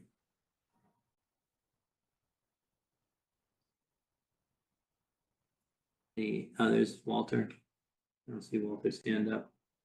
Okay, so now you can have more discussion or another motion, or I don't know what you want to do. What I'd like to do is to go ahead and issue pending updated plans going to you. Someone has to make a motion. But I just, first of all, assumed to nod that was in the cards. Okay. And is issue or approve the correct thing we're saying right now? We usually say issue. We're gonna issue the order of conditions. Yeah. Motion to issue. Okay. Closed, okay. So notice of intent, we issue an order of Yes. conditions. Well, you would also, you're always gonna close, you're always gonna issue. But we get All right, jump up on is, do we always close an issue on RDAs? right, okay. I move that we issue an order of conditions for 62 Scotland Road. I second that. Walter Talbot's in favor. With the conditions, right? Xerox the liquor in favor. Yeah, with the conditions we already mentioned. Martha Moore in favor. Tim Michelle in favor. Brian Bowe in favor. Great, thank you. Thank you very much, everyone. Thank you, everyone. Have a good holiday. All right, you as well. Good. So I guess we're done. Okay, Some very patient people waiting Yes. through all this evening. I thought I would try their patience some more. So next one, Doing all right. Zero Vine Street. Open a public hearing on notice of intent filed by MBTA Tess Agnelli pursuant to Massachusetts General Law, Chapter 131, Section 40, the Wetlands Protection Act and or the Reading Wetland Protection Bylaw, Section 7.1. The applicant proposes construction of approximately 4,500 linear feet of turnback track adjacent to existing mainline track within the existing railroad right-of-way and existing railroad ballast. Portions of the work are within the buffer zone to a bordering vegetated wetland. The application and plans can be viewed during regular business hours at the Town Hall Conservation Office, 16 Lowell Street, Reading, Mass, and on the Conservation Division page under projects by year. Zero Vine Street from the train station to Willow Street near Assessors Map 20, Lot 195, DEP file number 270 and no ending to 270-0792. 0792. No comments from DEP. There are no comments. They didn't have any comments. Okay, so So William, hello, and when you introduce yourself for the commission, can you just let me know who else is here with you so I can let them in? It looks like Fontaine has his hand up. Yeah, I can say that right now. Jeremy Fontaine, Anarita, and Jack's 12 is Jack Connors or John Connors. Gotcha. Okay, thank you. That's our team. And I'm Bill Doyle. Quick introductions again. Jeremy Fontaine is from MBTA. Anarita is from Keolis, and Jack, he's not up yet, but Jack Connors, Jack's 1-2. He's he's the project manager from Keolis, be out there managing construction. Anarita and myself are in the environmental group. I'm actually from C1.0 Engineering Consulting. And that's the team that's here tonight. And hopefully we can answer any questions after we give a brief presentation. I'll try and keep it brief. You guys have had a long, efficient meeting. With that said, Chuck, thank you for your help this week and getting all this pulled together this week and last week. Can I share my screen and go through the graphics that we have? You can, yes. All right, I got a couple of graphics and then a couple of pictures in a separate PowerPoint. So hopefully I'll be seamless over here. I'm getting pretty good at this. And while Bill loads that, I just want to make just say one point for the introduction for the project that per Mass General Law 161A Section 3, the MBTA is exempt from local bylaws. I just wanted to state that since you did say it in your introduction. Okay, yeah, thanks for that. with that said, we are here to present what we're calling a turn back track, which essentially is a bit of a turnout. It's a second track adjacent to the existing track. Can you all see the graphic I have up? It's basically your town's GIS map with some layers on it. Yes. Okay. So to the left of the page, there's the beginning of the project, starts at about Willow Street, and I'll just try and draft, my little red dots and things. We said in the application, from Willow Street, but really that was just kind of to get a placeholder for things. The project doesn't start until way on the other side of the Eberoni, I'm not going to pronounce it right, but the Jonah. Ariona River, and it's actually most of the way on the other side of the wetlands, and the bird sanctuary is there. So there's a limit of jurisdictional area there, and then oh my God, someone's coming in my door right now. Hold on a second.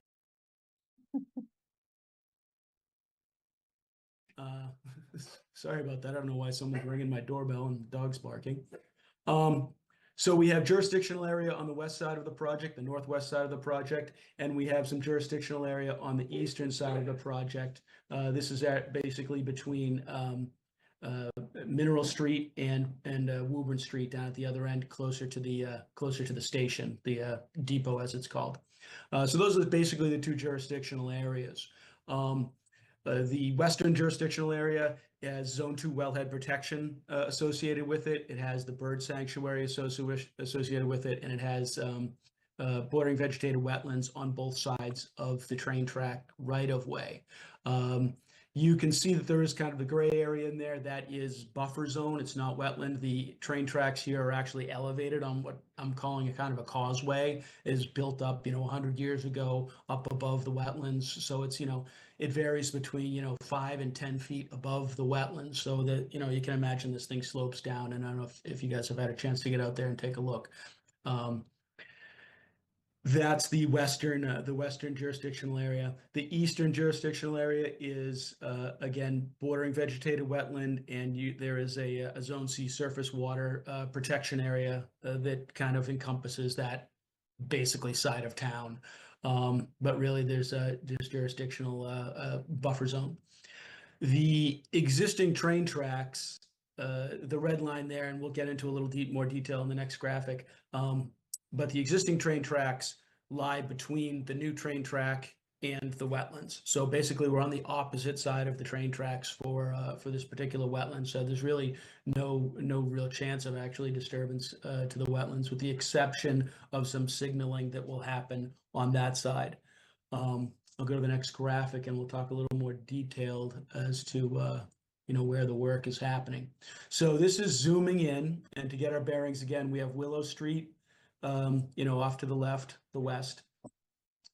We have the river that comes through here, the 200-foot buffer on either side of the river. We purposely stayed outside of the 200-foot buffer just to try and make things as simple as we can. We have the green line represents the wetlands to the north and the wetlands to the south. Again, the train tracks are situated today on this elevated causeway, if you will. We're proposing about 567 feet in from the edge of the buffer zone. We'll start building track, and then that will extend easterly to, we have Mineral Street here, a match line will go down. So this is all outside of jurisdiction from about that 567 feet that we see here. We're outside of jurisdiction from here over.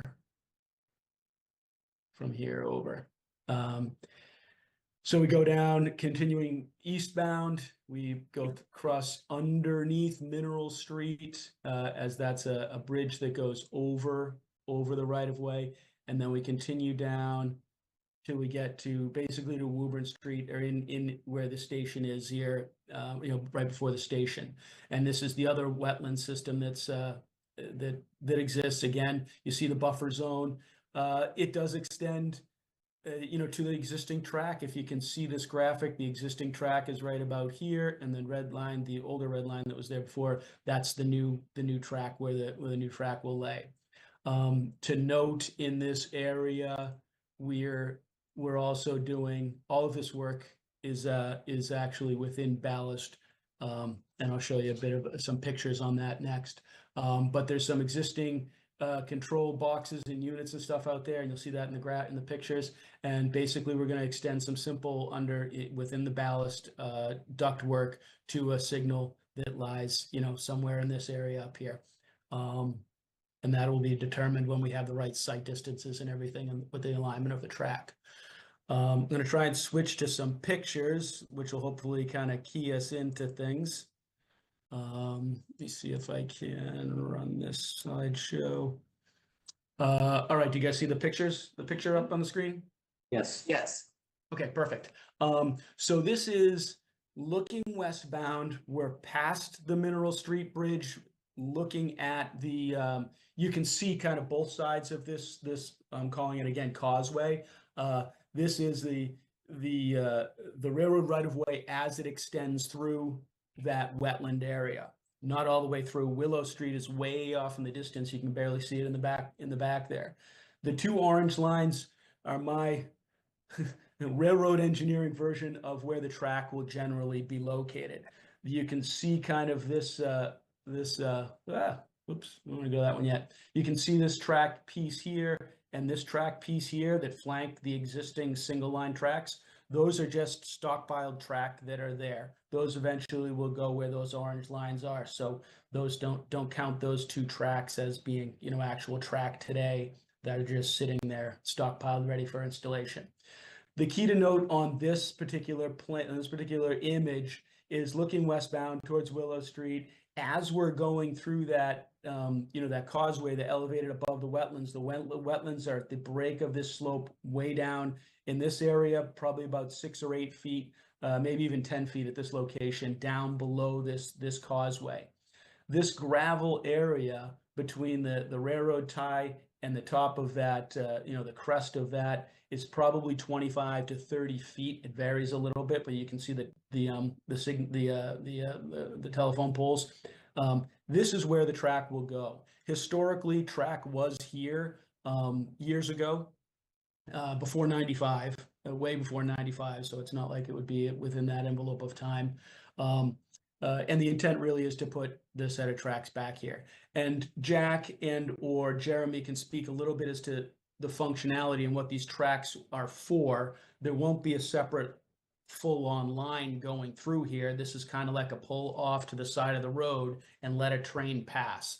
But I'll let those guys explain how that works. But the key thing to note here is this flat area that is essentially where the tracks will be. In the application, I talked about vegetation that would need to be cleared and removed. What I was talking about is this opportunistic, vegetation that has grown up in this area.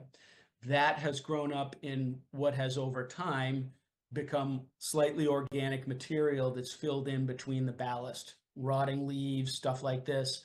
That what will happen with this is this grassy stuff will be removed, and some of this material will be scraped off the top because we can't put ballast and build train tracks on organic materials. So we'll scrape that stuff off, and it will be shipped out of the jurisdictional areas for sure. We're not going to dump it off to the side. We're not going to leave it in the area at all. It will be taken out. Most of the work will happen, via the tracks. Either with special equipment on the tracks, or we'll have access from down closer to the station, and we can access this what is essentially an access road now from the station. But the key thing to note there is that the organic material and the unsuitable material for train tracks will be removed. The ballast material that will be brought in is that you've seen it at the train. If you ever go to the station there, it's the 1 to 2 inch, clean gravel ballast material, very porous, more porous than what is there today. you know, the intent is that you don't have fines in here that would migrate out. You have good solid material. So that's what will be brought in. I don't know if you can tell from this image, but where those tracks are now, or where the proposed tracks will be, is, you know, 6, 8 inches, 12 inches in some places. So that organic material and the bad ballast will be scraped off, maybe 2 or 3 inches, and new processed ballast will be brought in. So again, this is a little bit past the Mineral Street Bridge, looking west out to Willow Street across that western jurisdictional area. The next photo is obviously closer to the station, but what I did want to show in this one is, again, the tracks. So we're spun around looking the other direction. So the new track is on the left side now, goes in that area where there's already ballast and everything. Obviously, those blocks will move. That, you know, the steel rail that you see there again is that stockpiled rail, but this is generally, the orange line's generally about where the new tracks will go. The thing to note here, and this signal will be further behind us, but this was the best picture that I had that shows the mechanical boxes that are there, and essentially will extend, you know, underground conduit in this ballast here to service that signal, and that'll have connection and telemetry to the tracks to say that, you know, the gate is open or closed. That essentially is the project. Again, it's adding this double track from about the station to not so much to Willow Street, but to the wetlands in the west. It'll be all in that ballast as you see it there. Material will be scraped off, unsuitable material will be scraped off and disposed of outside of jurisdictional area, in most cases off-site. What you're looking at here, close to the station, this ballast material probably will just be regraded and used. This is what the ballast material that we'll place will look like. You know, more clean like this. Obviously, the big blocks won't be there. So that's the intent of the project. The 2 jurisdictional areas we talked about, the work we talked about. I'll let either Jeremy or Jack Connors speak up if they have anything to add. Yeah, thank you both for that. And then just 2 notes. So this location here, we believe would be exempt under the Wetland Protection Act under 10.02 B2I for installation of underground utilities. Kind of like building what Bill said, everything is within existing MBTA right away. And after these tracks are built, it would save the commuter from Reading to Boston 15 minutes. So currently it's a 45-minute train ride, and that would drop to 30 minutes. So you said you have an exemption for the utilities. Is this an area where there's wetland? Where I was looking at the plan, our own town GIS. I wasn't sure. So this would be within buffer zone. Okay. Yeah. So I just switched back to the other plan. So those white boxes you saw in that graphic and that picture, if you remember that, I can go back to that if not. Those were these. And we're going to essentially extend an underground conduit, probably 2 4-inch conduits within the ballast, you know, and to a signal that's, you know, some distance back, depending on the site distances on the turn and everything coming around the corner. So that would be. Yeah, Jay Fontaine, can you cite that again so I can write it down? Yep, and it's also in the NOI filing, but it's 10.02 B2I. Thank you. Yep.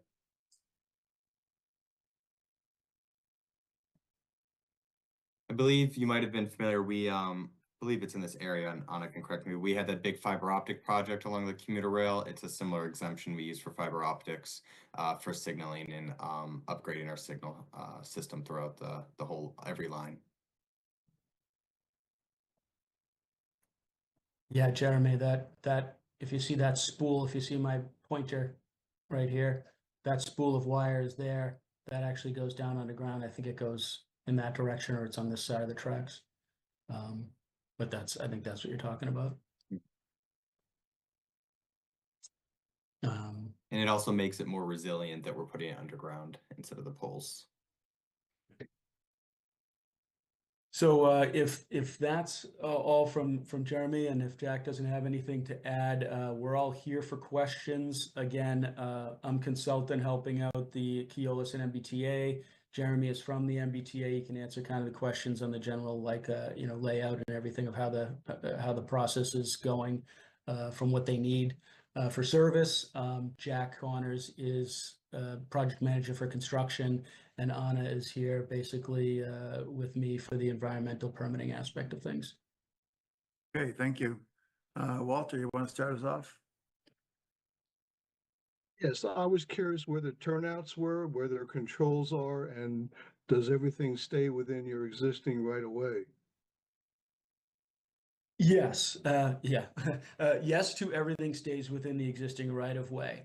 On the west, if you remember we have the river here, 200-foot buffer here. We're about 50 or 60 feet outside of that. That's where the first turnout happens. It goes out to then goes to the east, and then the other turn in. I'm not sure exactly where it happens. Those yellow, the white boxes were here, but I think it happens back, before we get to Woburn Street. Yeah, all the telemetry and the signaling and the switches. The switches are really tiny little lunchbox looking things. They're on the ground, almost buried in the ground at this point. That's all happens within the ballast that's there today, basically, and within the right of way. Thank you. Anything else, Walter? No, that's for, Okay, thanks. Anybody here? I do. Martha? You say the purpose of this is so that a train car set can pull off to the second track and allow another train to go past. How long is a typical or maximum train car set compared to the length of track you're planning to build? Jeremy, can you add, is it 8 cars? Yeah, that sounds right for this line. Yes. Is Jack Connors on it? He Yeah, I might- think Jack would know the Yeah. answer to that one. Yeah, hi, good evening. Good job, Billy. You learned all the terminology real quick. I've been at it for a while. But it's usually like a 6 or 7, sometimes an 8-car consist that they'll be tucking in there. I can only speak to the engineering part of it and the track work and the civil work. As far as the operations on exactly how the schedule is going to work and how long a train is going to dwell on the siding, that really hasn't been finalized yet. I think that was all tied into a promise of the 30-minute service that the MBTA is trying to establish for Reading residents. The only other issue that I had was the turnouts, the crossovers are going to be probably about 800 feet to the east of Woburn Street. They'll be right in that same area right now where the signal houses are, and that's where most of the activity is going to happen. The crossovers, the conduit installation, the manholes we have to put in, the power upgrade, right about there, Billy, yes. And all the work is going to be performed within the right of way on MBTA property. Billy mentioned some of the organic material that will be moved from site and taken off jurisdiction will stay on right of way property. It'll be moved probably up towards what we call Wilmington Junction and spread out on the right of way in non-jurisdictional areas. So no material will be removed off site. And And we'll so have erosion control barriers for all the work as Absolutely. well. Excuse me, absolutely. The reason I was asking that question is if the typical train car set is, say, half or a third as long as this track you're proposing, could you make the track a little bit shorter and completely avoid the wetland near Willow Street? Do you really need that much additional track to be able to pull your cars off to the side? Yeah, you mentioned that was about 560 feet. So I'm just wondering if we could avoid impacting the Willow Street end of this track by just shortening it a little bit. Do you really need that much track? Well, the intention was we were gonna go all the way to Willow Street. And we've shortened it up by about 600 feet right now to stay 200 feet west or towards Boston of the Abidjona River. So I'm not sure, Billy, exactly where that location is with the wetlands. I mean, I can't speak for the MBTA, but from an engineering point of view, we probably could move that another couple of 100 feet to get out of the wetlands. I can't figure out how Is- many. We can honest definitely with get, we can get a back to you on that question if that's something, what's the total length of a train set? Is it not 800 feet? It's about, for an 8-car consist, would be about 850 feet. And how long is this whole proposed turn back track? 4,500. Yeah, it's about 4,500 feet. So it's like 4 times as much as you need for an 8-car section of track, of cars. Well, again, I can't speak to the operations end for the MBTA, but it, excuse me, it allows for operational flexibility, for storage of maybe some track equipment, maintenance equipment. Yeah. Or, Well, those or are the key two things that sets. don't want to happen there. I mean, So that area that's jurisdictional, that has the Thalen Bird Sanctuary on one side and Mletsoms and Morgan Wetland Complex on the other, the storage issue, the maintenance issue, the activity, the timing of the activity, those are all would come into play in that area more so than down the track when you have, you show some other resource areas. Yep. But, you know, the bird sanctuary has been left alone for many years. I understand the track's been there, but those are the reasons why it would be, it's very helpful to you to look at it and to find out if you can pull it back to the edge of the wetland.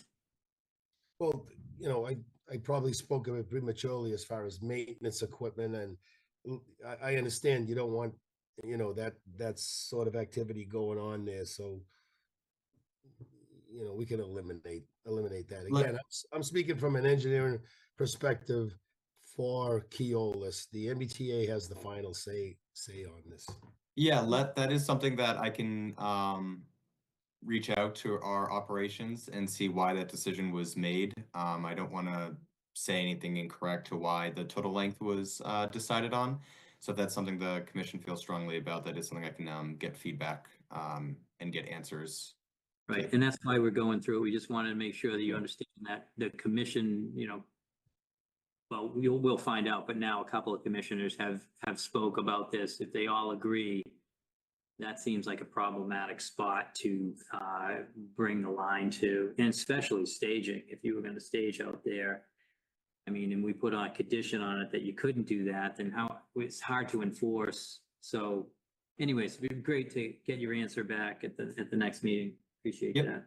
Yeah, we can definitely look at that, but I wanted to, before we get off this topic, there is this bend in the line, and I do know site distances are an issue, and I do remember that as being one of the reasons, because staging here or stopping here, stopping there.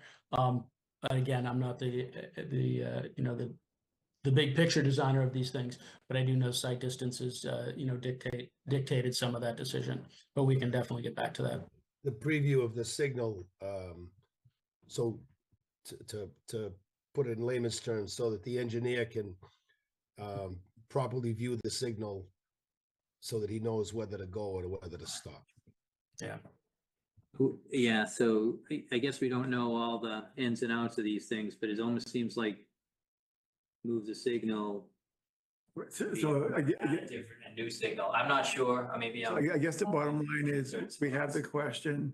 If you can go double check on that and you can Yep. give us the answer to the exact question and maybe some context around it as far as visual distances and what have you. So we have a better picture of why it is what it is. Yep, absolutely. I can get that back to the commission. Thank you. Okay, so my next question, how long are the railroad ties gonna be that go under the existing track and then under the new track next to it? What's the total width gonna be of that area? Probably, I mean, we have the existing track. We have 13-foot track centers, and so it'll probably be an additional, if you were to look at it, it would probably be an additional 14 feet. If you stood and looked right at the existing track, it would probably extend about 14 feet. So for a total of 30 feet from one side to the other? Yes. Okay. Are there any, in your narrative on page 3, it says there are several dead or unhealthy trees within the right of way that need removal. How approximately where are those? Are they within our jurisdiction? And, can you tell us more about those trees? So I believe those trees are more by the Mineral Street Bridge. They're outside of jurisdiction.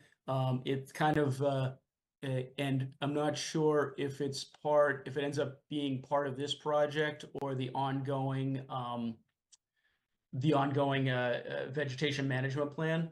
Yeah, so part of the vegetation management plan for track safety, we usually just do spot trimming of limbs of trees, but anytime we come across trees that could fell and impact our tracks, they'll be removed, and that's all under our vegetation maintenance plan that Reading's a part of. So the ones that are within our jurisdiction are what I'm concerned about. So if I had more information about trees inside the wetland buffer, I would love to have you get back with more specifics about those. If they're all outside our jurisdiction, then you don't have to talk to me about it.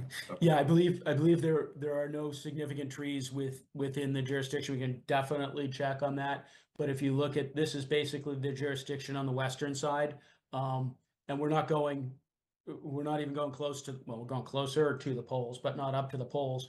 And all of the trees are trimmed beyond the poles where we go through the wetland area. So really the only vegetation within jurisdictional area is, the scrub brush and, maybe there's one or two of these, I don't even know what they are, maybe burning bush, maybe not.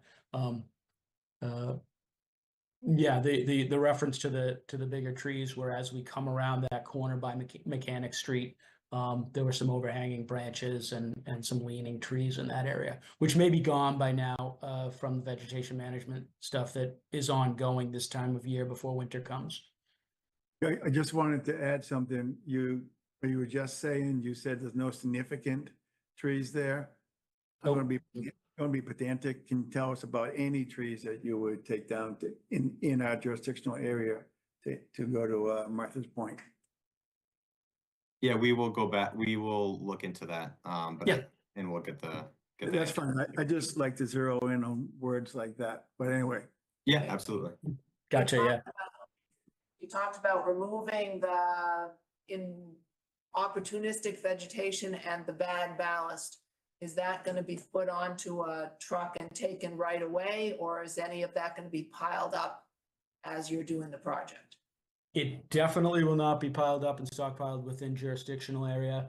It will be put on either flat car on track or dump truck and brought out to, I forget where Jack said it would go, but there's another layout area outside of jurisdiction off Locust here where it would go. Jack, do you have the exact location on that again? You said? Correct, Billy. It'll be along the right of way.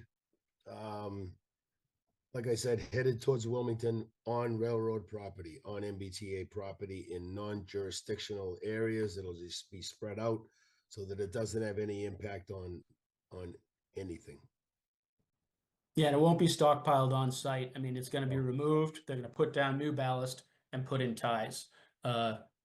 So it's going to go right on a truck and out of the way. They don't have room to move and stockpile and then move again, then stockpile again and move again. So it's on the truck, gets out of there, then they bring the new stuff in. And that's common practice throughout our system where material we remove from the right of way, we reuse during the right of way. It's an agreement we have with the EPA. Okay, I have a couple of questions. So my first one, could you bring up, not you yet, Chuck, the view of the eastern part of the work? There's some language in your introduction that's a little bit vague, and I just want to clarify some of that. So in your introduction, down the end of the first paragraph, it says a vernal pool is indicated near the easterly wetland area. Can you show us on one of your maps where that is? Yes. Wondering how close it is. It says near. Near could mean a whole lot of things. Right where that dot is. So it's associated with that wetland there. And it shows up on your guys' GIS. And how far away is that? Well, the buffer zone here is about 100 feet. So 100, 200, 350, 300, 350. Okay. And along the same lines. That's exactly where it is. Great, thank you. In the same paragraph, it says the project extends from about 200 feet east of the Abidjona River. Could you, actually, Chuck, could you bring up our GIS? And if, Oh, yeah, could you stop sharing so Chuck can bring something Oh, up? yeah, sorry, yep. That's fine, thank you.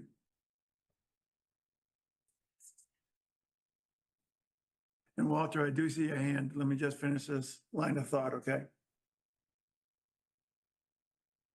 Oh, 182 feet. Yeah. Okay, so my question has to do with where you measured from the Abidjona River. And let me help guide Chuck. So if you can find where the Abidjona goes through.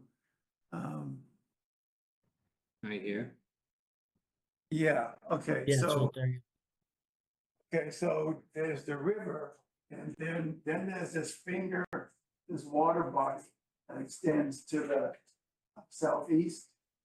So from where did you measure it? Did you measure it from the river somewhere?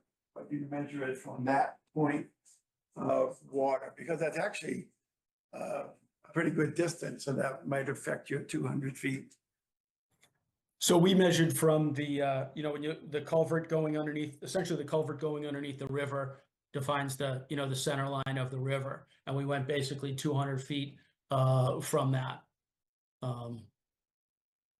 Is that the culvert up in that way? Yeah, that's about where it is on my drawing there. And that's where we put the 200-foot riverfront area, but then we're another, 50 or 60 feet outside of that. Actually, Chuck, could you, this is the river here, right? So could you go there? Yeah, no, I thought, I was just, William was showing how he would do it, and I think that we would say that the river comes down through here and then turns up and then goes through, so this would probably be the closest point, the 200 foot, but I actually believe that's pretty much all mute because, it's about 200 feet. If we measure from, what's themes, let's say the wetland, which is all the way back here, this is where we're hoping to end the track at that point there. Okay, I just wanted to add some weight to the shorten the track because I think the 200 feet measurement is off. Yeah, but jurisdictionally, there was a screen up that William had that showed, and they talked about, there was like 500 feet that was beyond, yeah, something like that. Yeah, So- from that red line back about 560 feet is where. Yes, about 560 feet to that, where he measured out the That's riverfront. about 650, but yeah. Yeah. Okay, So from where you do it, it's still, whatever, but. still pretty far. Yeah. Still pretty far, okay. Yeah, still a Yeah. good line. Okay. Those are my only questions. Chuck, did you have anything? Yeah, I had a few things. I don't know if you want, I'm gonna stop sharing. Are you done with this? Yeah. I'm gonna stop sharing just in case you want to put this up again. Walter's having a. Oh, Walter, sorry. head. You gotta start coming to the meeting. If I may, I think one of the goals that we're looking for is to shorten this thing as short as possible. My question would be, what is the distance length from the transition from one track to the other? From end to end of No, the from- project? If you're making the turnout, what is the distance from a train goes from entering the turnout, exiting the turnout, and is now on the second track? To a point where it clears, it's 800 feet. 800 feet, okay. And then if you double that, 1,600 feet, and then add in the distance of an 8-car train, how long is that? And is that practical? Yeah, so we can, I mean, Jack, I'm just going to jump in, but I can get those answers back to the reasoning to why we chose that distance. I'm assuming it has something to do with line of sight or safety, or there's definitely a reason why our operations team asked that. I don't think we have an answer to, I understand the commission's role wants us to shorten it. I can get an answer to why we chose that, distance for where and exactly where the train would be,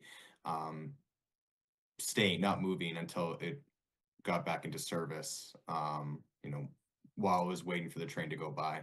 I can get all those answers, but I'm not really sure if we can, unless Jack can jump in. I don't think we know exactly why that distance was chosen. I think it had site view, it had preview to the signal, and I think it also had something to do with operations.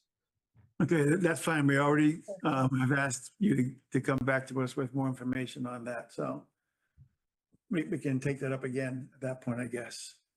Walter, do you want to bring anything else up? Okay, Okay, Chuck. thanks. So do you anticipate leaving trains, I'm gonna call it staging trains on this new track? Would that be part of the standard operation? Jeremy or Jack, can you talk about exactly like how this works, how the cart pulls off? It's not staying overnight. It's not an Yeah, so I'm overnight talking about layover. overnight. If it's no overnight, then that's fine. That's overnight. an answer. Okay. Definitely, yeah. And And then the essentially, question was essentially about, what it is a train will pull into Reading Station, offload its passengers, and then that train will proceed onto the new track, the turnback track, and tuck in. And at the same time, according to the schedule, and these all have to be finalized. Excuse me, I got a terrible cold. And a train at right about the same time will be moving towards Boston from around Andover.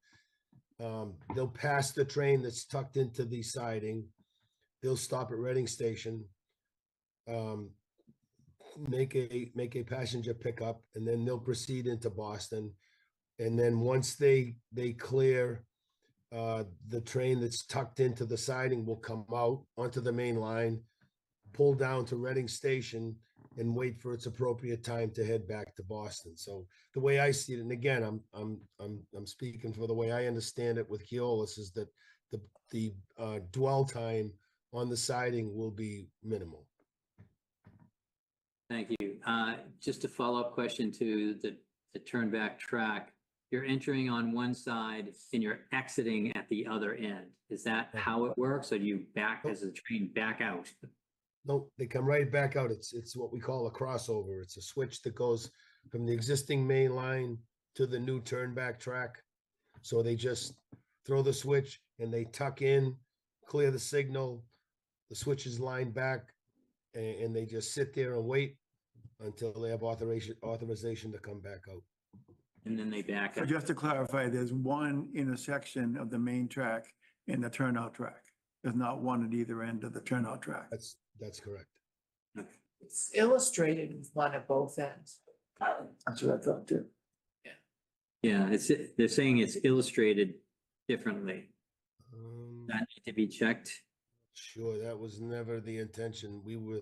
The original plans were, excuse me, to end the track stubbed right at Woburn Street. So, Okay, is there something else you can look into and, Okay, so it's not illustrated coming back in at Woburn Street. It's only illustrated in the middle of our wetland near the Abertuna River is the one connection. no, I'm sorry. Yeah, that's how the plan is, that's how the plan is shown. It just dead ends at Woburn Street. No, Obviously, there'll be right, like the, Billy, it dead ends at Woburn Street, but it also dead ends at, it was proposed at Willow Street. The entrance into the turnout track, the turnaround track is only at the area that we described as the control area, the interlocking. yeah. Can you put that But a back up? double-ended siding. You have a second there, Will? I'm gonna share again. Yeah, if you could. Okay, you guys see that? Yeah. So I'll pull away so this is the plan that's on file. So we're at Woburn Street and we just show a dead ending there at Woburn Street. And then just put back my marker. And then as we come back up, it has this, it has the turnout. That's where we're talking, having the turnout there. Okay, that will not be a turnout. That is just gonna be a dead-ended track, and I apologize, Billy, if that's. Oh, okay. So the dead ends there and then the turnout is somewhere down at the, Right. down at the The station. opposite, you had the signal house shown on the previous plan towards Woburn Street. That's where the crossover and the new interlocking and the conduit will be installed, right there. Okay. Okay, so that looks like near Vine Street.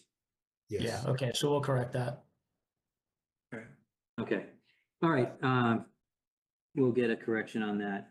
So my next question is, I did notice that the ballast underneath the existing tracks was higher than where you're proposing the new track. Will you bring everything up level? Yes. Yes. Okay, when you do that, when you add that much material, do you anticipate it rolling down the sides? We'll have erosion control barriers all throughout this area where tracks being, and materials being brought in. You can guarantee that we're not gonna get like stone rolling down and like kind of encroaching further into. right, so the an wetland. overflow with the barrier, which we see all the time. All right, so you'll put that in. Yeah, we'll have erosion controls the whole way down, silt fence all the way to prevent any sedimentation into the wetland. Yeah, I think the point there is just to be sure that any material that does slide down, roll down, isn't enough to overcome the barrier, which we see. So the barrier needs to be sufficient to hold a fair amount of material rolling down the hill. Yep. So, several years back, when this commission reviewed the operation and maintenance plan, they requested that the area between the Thalen Bird Sanctuary and the Millet Soms and Morgan area, you would not use herbicides to spray down the tracks in that area. Is that still your understanding? Yeah. And for this project, you won't be doing that either? Not at Correct. all. I don't think we spray outside of our tracks in the vegetation and maintenance plan. Is that correct, Anna? We came across the delineation markers out there that designate a no spray area. Yeah. Okay, so designated that way.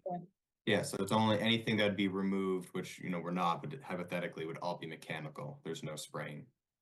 Okay. That's what I have. Anybody from the room? Can you come up to the podium and tell us who you are? Such? Good evening. My name is Jim Riley from 87 Hancock Street. My house borders conservation land, linear Thalen land, and it also borders the proposed changes here.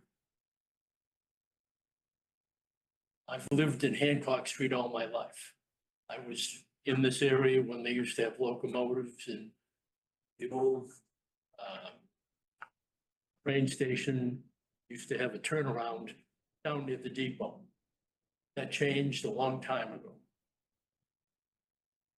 I have major concerns and Chuck has been very helpful. I wrote a quick note to him.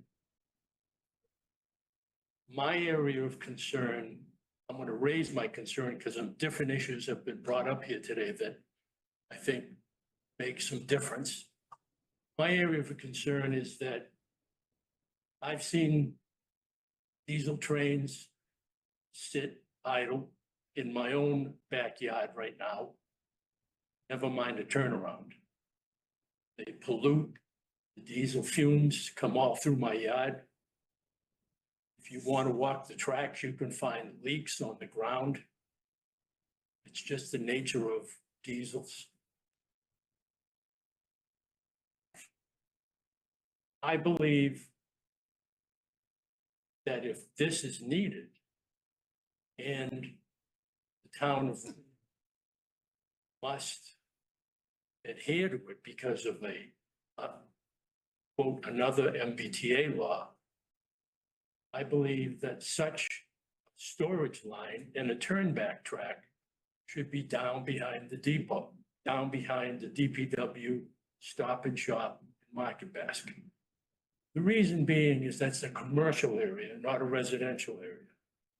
Where this is being proposed right now along Vine Street is all private homes, as well as down by the condominiums and apartments that people own. I believe, after hearing what they're saying, the 4,500 feet is not needed. If the 4,500 feet is needed to store maintenance equipment, that's not in the proposal. None of it is in the proposal. All it's talking about is a turnback track. I agree with Martha. If the size of the train, one train per every few hours needs to be stored there, 800 to 1,000 feet is all you need, not 4,500 feet. I would like to recommend, first of all, I oppose this. I know there's a law and I can't change the law, but I can oppose it. I believe if you're going to put something like this in, it needs to go down behind the DPW. Stop and Shop in that area. William, can you stop sharing the screen? Oh, yeah, sure. Plan again, just so people can see what we're talking about here. Yep. Okay, so here we are. So this is the area. You know, generally, this is our industrial area here. It's past Ash Street, past 28. You're in that area there. So I guess the question is, you know, how do you choose this location instead of a commercial area? Why was the residential area chosen? And if you don't have that answer, you can just get it at the next meeting, but why that area wasn't chosen? yeah, because it is, you know, it is. I mean, the DPW is not going to complain. I mean, there's more wetland. I understand that. But let me just take a quick measurement too. There's already 2 tracks in that area near New Crossing Road. Could those tracks be used for this purpose, or are they actively used for something else? Maybe they already have it there. Yeah, it shows on the line. It's 2 tracks. Yeah. Good question. It joins together at Ash Street. So you've already got that functionality. In my understanding, that's 2 different lines that come in. So kind of going where Jack was talking about, the line from Andover would come in, where the Reading would tuck, and then it would go back to the station. So I'm pretty sure that's why we have those 2 tracks, because they branch out to 2 different lines. Is that correct, Jack? Well, first of all, just from an operational point of view, what the goal is trying to, what we're trying to achieve is a efficient, timely, 30-minute service from Reading Station, which means in order to do that, a train pulls into Reading Station, and then to be efficient, they clear out of the way to let another train go in towards Boston. To pull into Reading Station, go back through 2 crossings over Washington Street, Main Street, Ash Street, and then find a place to tuck in. I think because of the signal requirements and the timing, I think that would turn into a not as an efficient operation. But that's I think was the primary reason why it was decided to go on the other side of Woburn Street. But again, MBTA operations would have to back Okay, that up. so let's agree that there's not a definitive answer to that particular question. So if you could, find that out for us and get back to us for the next meeting, that would be helpful too. Yep, absolutely. Okay, thank you. Jack, do you have anything else you want to say? Again, this is Jim Riley. Sorry. One other concern I have, it was raised briefly and it touched a sore spot where you're talking about leaving maintenance equipment sitting on this turnback track. Yeah. I think that will not be the practice. That was me just Yeah. thinking real quick of an easy way to justify the extension of the track. I understand the reasoning there, so I'd like to withdraw that statement. I know that's not really gonna happen. Okay, But that will also be in my response to the commission. I'll address that as well. And I would think that we would have that as a condition, just to be sure it's in writing, that it wouldn't be maintenance equipment, it would just be short-term. Right, yeah. Yeah, it will not be a storage area. Yep. And again, I appreciate you answering questions, but Martha brought up a point. If the train is, and people have said it's roughly 800 feet long, I don't understand why it's got to go 4,500 feet. Yeah, absolutely. We will get those answers. I'm sure our operations, it's due to regulations and due to safety, but those are all things I will address in my response to the commission, and make sure that you also get a copy of those as well. And again, I'm asking, we're verbally talking about something, but I think it's really important to me, maybe some of these other people, that why can't it be put down behind the DPW? Okay, Jim, you made that point. I appreciate it. It's a chance. Thank you. Anybody else have anything they want to say? That's a question. Good. Please. Okay. And just introduce who you are and what have you. So I'm Patrick Sheeran, 132 Middlesex. What's the timeline for all this? Yeah, so right now there's a long lead time on supplies. So, once we clear the environmental permitting, it's most likely a springtime operation. Work that would begin outside of jurisdiction. There could be some early action work, but right now the bulk of it is, I was told, that's targeted around springtime. And then when would it begin it being in use? Because the construction is going to take months, right? Yeah.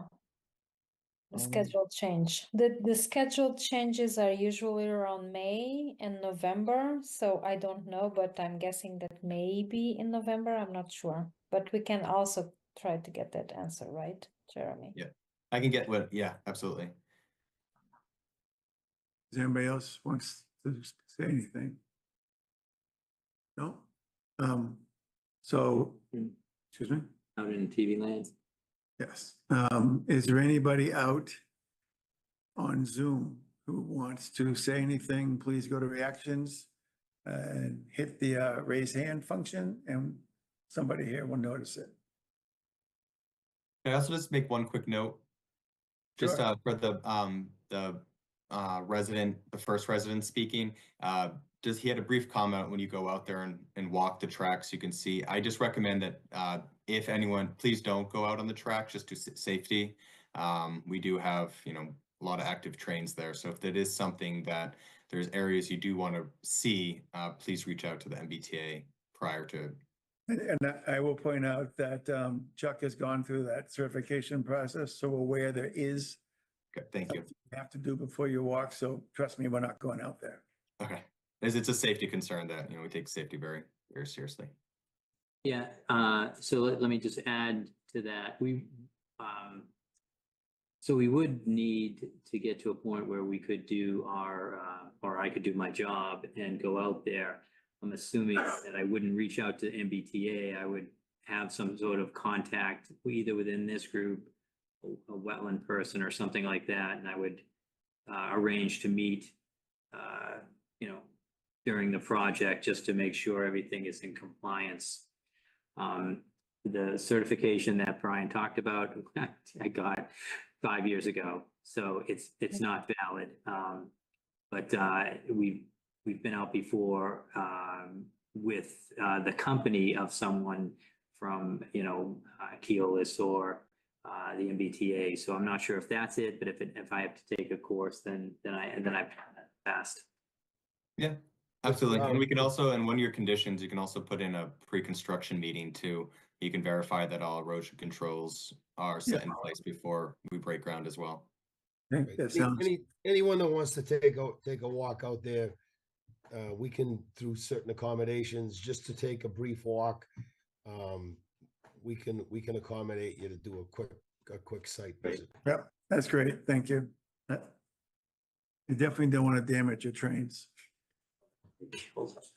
Okay, so at this point, it's pretty clear that we will need a continuation, and you folks okay with that, I assume?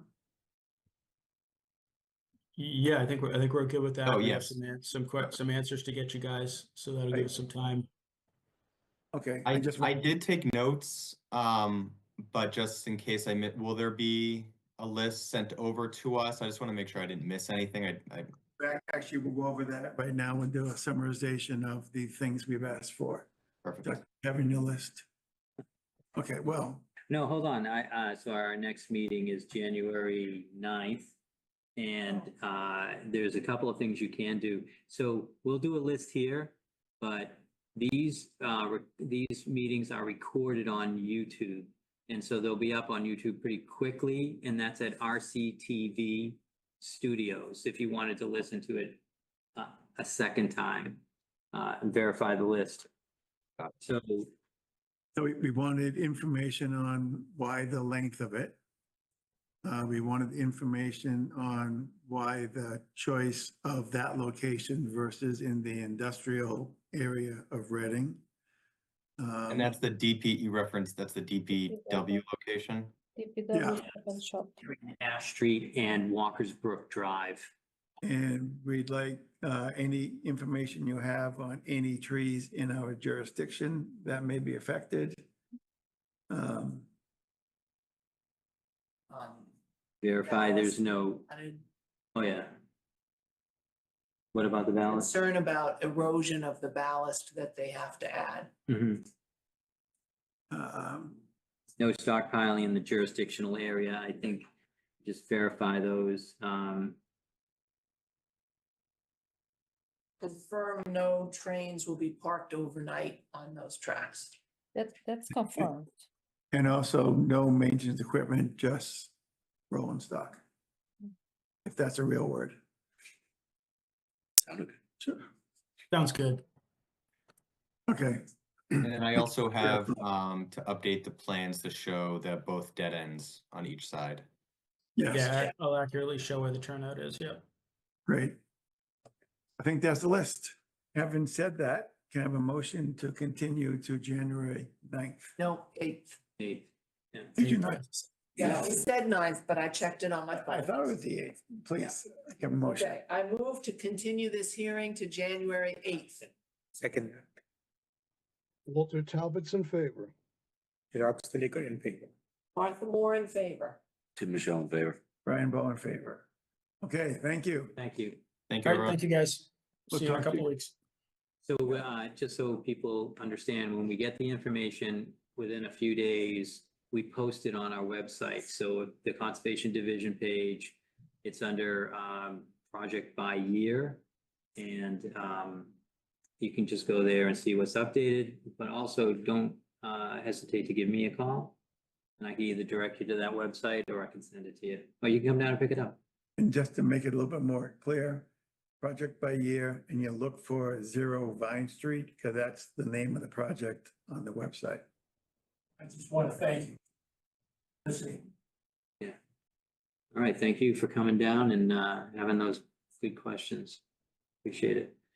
All right. Thank you, everyone. All right, See you thanks, in a while. everyone. Bye. Everybody out. Nope. Everything I said. Okay, next time. probably, yeah, it's the way it's. All right, Jim, thanks. Thank you very much, all of you. You had some good questions. I didn't even write them down. I wasn't thinking of. Thank you. Don't say anything more to it. Okay, Have a good night, all. good night. Have a good Christmas. So let's get Annette Lane off.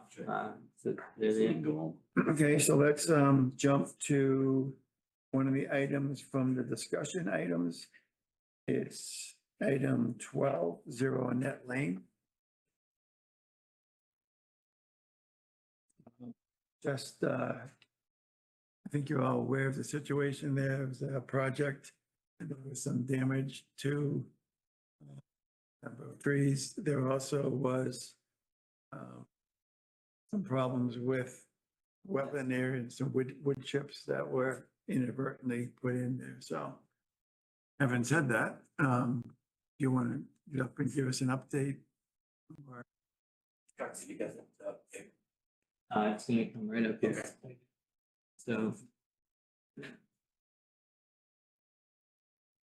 So receive this paperwork. I sent it out to the commission. We've had it on the website for a couple of weeks. It talks about Lucas Environmental. I did a site visit. Did the site visit on November 14th. And the pictures show the area of where we're concerned. You can see that the retaining wall is in. Here, and we're below the fence in this area here. And this is the area where wood chips will be removed. Or were removed. This was an area where when they took the trees down, they stockpiled all the wood chips, and by just moving back and forth and dumping the wood chips on top of them, it kind of messed up all the undergrowth. So I'm not sure if anyone on the commission read this letter. But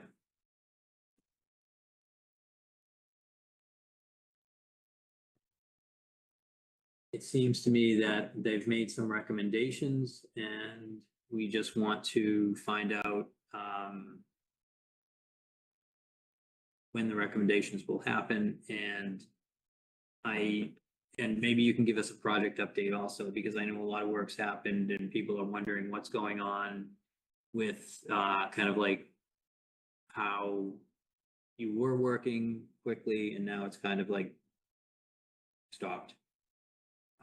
Excuse me, I got all. Could you just introduce yourself for the record? Peter Seabold, I'm the owner of Zero Annette Lane. We got all the underground utilities, all the work done. We built the boardwalk first. That was the first thing that we did. Once we got the lot approved. And I understand there were a lot of concerns, but one of the main concerns was an abutter that wasn't an abutter. An abutter is somebody who abuts the land, correct? But we were having pictures taken of us. They were reporting to you, Chuck, correct, right? Yeah. Harassment is what I think. We did everything right. The team that I had between the engineers and attorneys, there's over 100 years experience with everybody.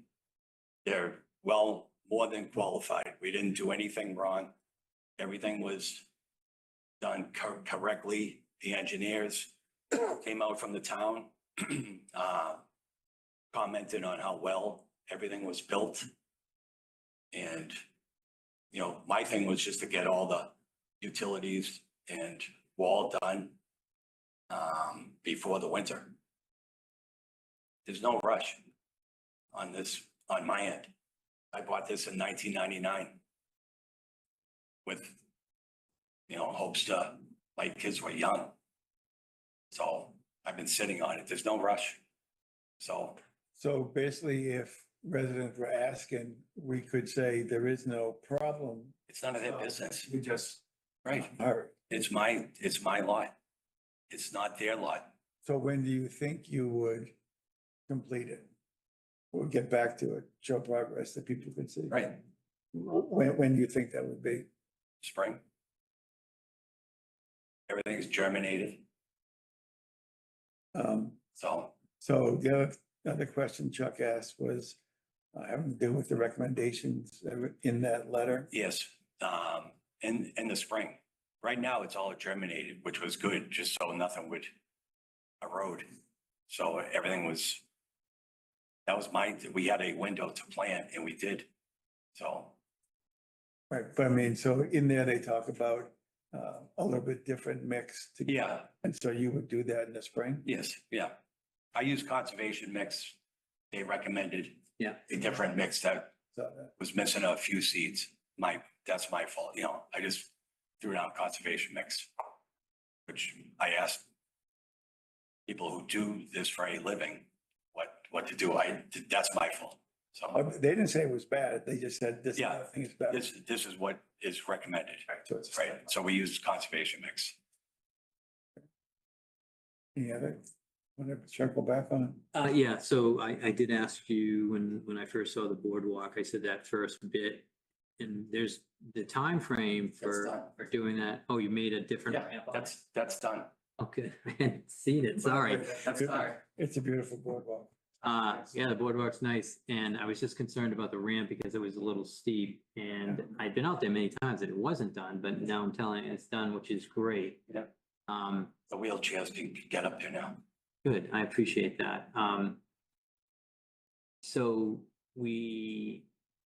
at our last meeting, I was concerned because we had our letter from Iron Tree and noted how the trees will, what happened and how the trees will be looked at and monitored and how they were going to be not fixed, but Put the patch on. it's patched.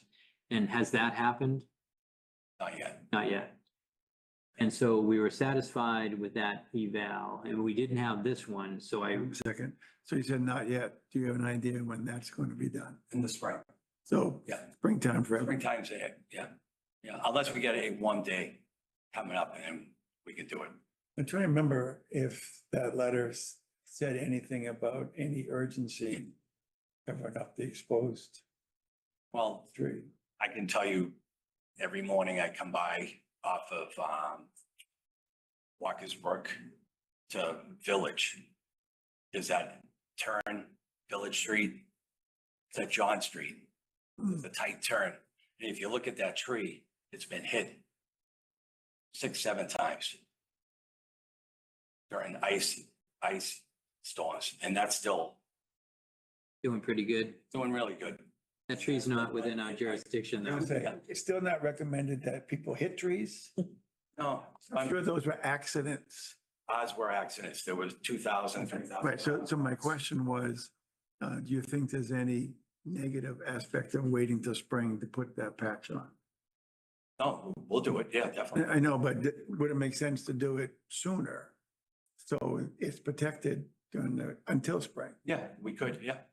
As soon as we get it warm, fairly warm, I think Bobby said somewhat, 45, 50. What I heard from the arborist, Bob Moses, was that he said, well, I'll order a case of that stuff right away, and that was months ago. And so I would have thought that it would have been on already, but Yeah, and that's why I want, look at it. I'm not an arborist. I don't know that having that exposed for a few more months is bad. Seems a good idea to get the Band-Aid on. Yeah. Right, and by the way, it was over 45 today, so. In the pouring rain. Yeah, that's not. Actually, that's what we did up at, I think it's, yeah. in the rain up at Matera. Well, we So walked that could you, rainy day. could you just reach out to Yes. Bob Moses and just, if he says spring's fine, just, send me that email? Sure. That would be great.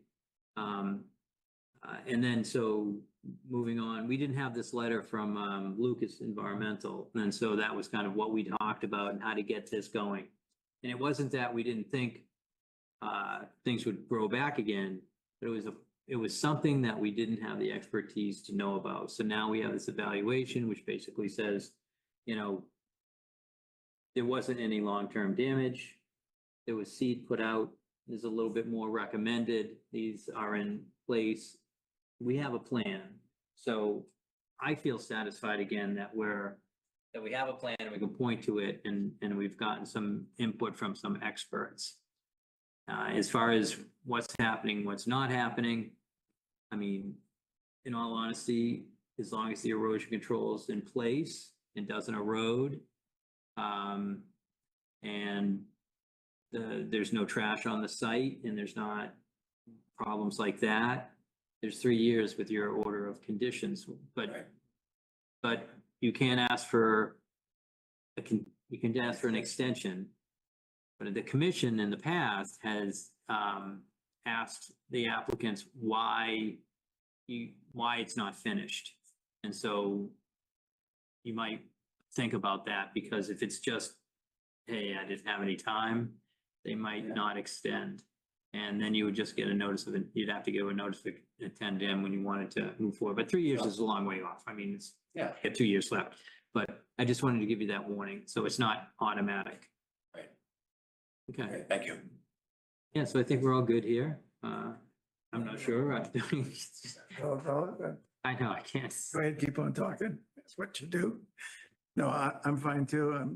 I would like to see the treatment done. Mostly, I guess, what they say, an abundance of caution. So other than that, anybody else have any questions or anything? Thank you for coming. Yeah, thanks. Okay. Yeah, thanks, Peter. Thanks. Thanks, Yeah. Peter. Questions? Yeah, you too. All right. Okay, back on track. Am Rivers. Yeah, okay, so 445 Pearl Street. I do have to, I didn't know Peter Cebol was gonna show up. I thought that, I was like, hey, do you have that letter? And he's like, oh, I forgot to send it to you. So. Yeah. Should have said there was really not too much after receiving the letter that we needed to worry about. Okay, so we have an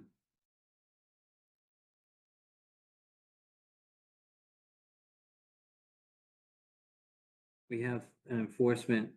Yeah, we don't have any violation notice. Oh, so here's the thing. Let me bring you up to date. So he wanted to reach out. He said, I can't make this meeting. That's why he's not here tonight. He's traveling. This is 445. 44, yeah. So we're talking about 444 Pearl Street. And whoops, didn't want to do that. 444 Pearl Street had a plan to do kind of like a V-shaped bank on either side of this stream that you can see, and then vegetate it with Cora fascine logs at the base, coconut husk logs that will be anchored into the bed of the stream. What we got was a retaining wall on one side, and yes, there was about a 6-foot retaining wall that looked like this one, but this retaining wall runs from one end of the project to the other end of the project. So I sent Michael Rivers a second or third or fourth enforcement order. I asked him to stop all activity except for maintain the erosion control and come to this meeting. Then he called me a couple days later when he received it, and we talked it over. He thought it would be best if he met you guys out there, and I'll look for the email. I can do that here.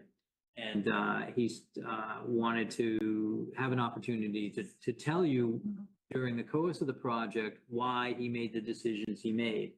I felt like that would be best on site. So that's why he's not here. And I do think that this site visit should be set up, and then we would probably get back to this in January. So as an update, after our other site visits on Monday, Martha and I stopped by hoping he would be there. He wasn't. We asked the people who were there to ask him to get a hold of you to pick a day time that we could hopefully go back out and listen to him.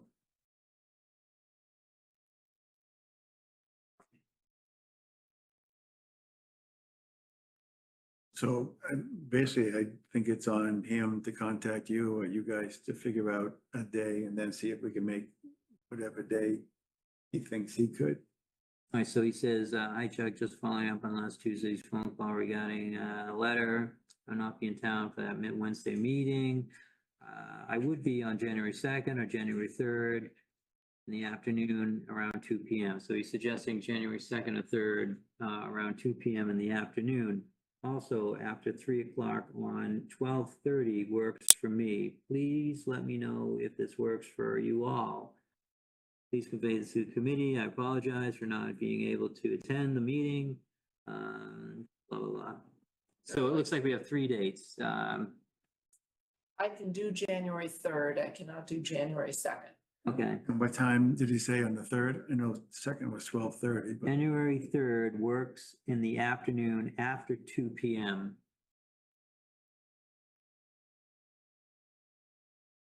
could you do two? That's Wednesday, I believe. The 3rd? Third is Thursday, Friday. Or Friday, I meant Friday. Well, yeah, Oh, it's but like a- then you it's like a can't Wednesday. go. Do you want to be there for that? Well, I know it's a violation. Yeah. I know it's not what the plan said. But we're at this point where Conservation Commission has a lot of latitude to approve.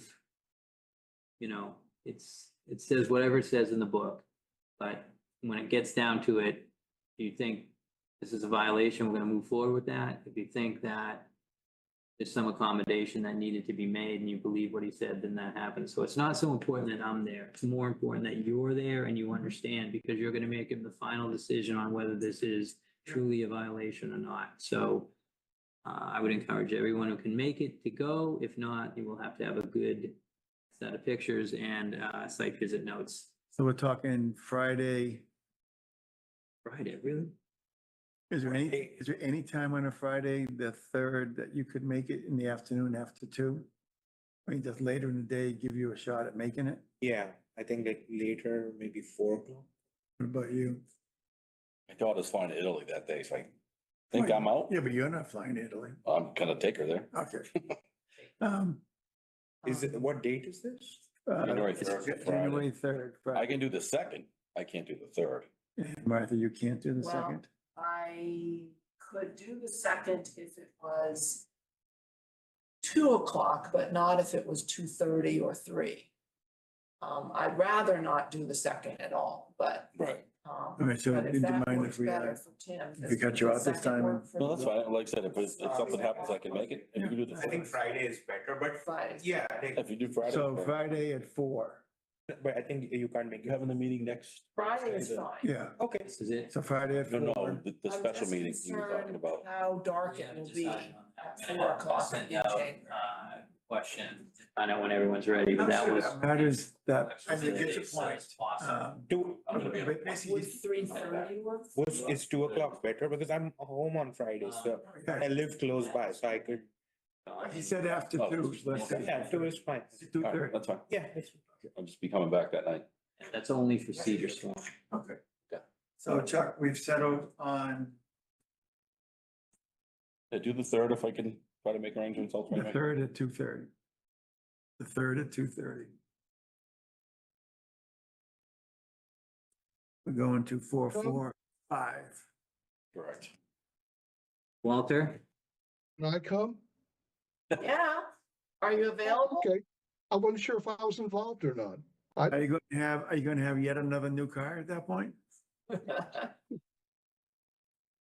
Starting at 2:30. Do you have a car available for the conservation office? I mean, I need something to haul around all that It is stuff. I can- It's a beautiful blue electric Mustang. Really, you got an electric, 2:30.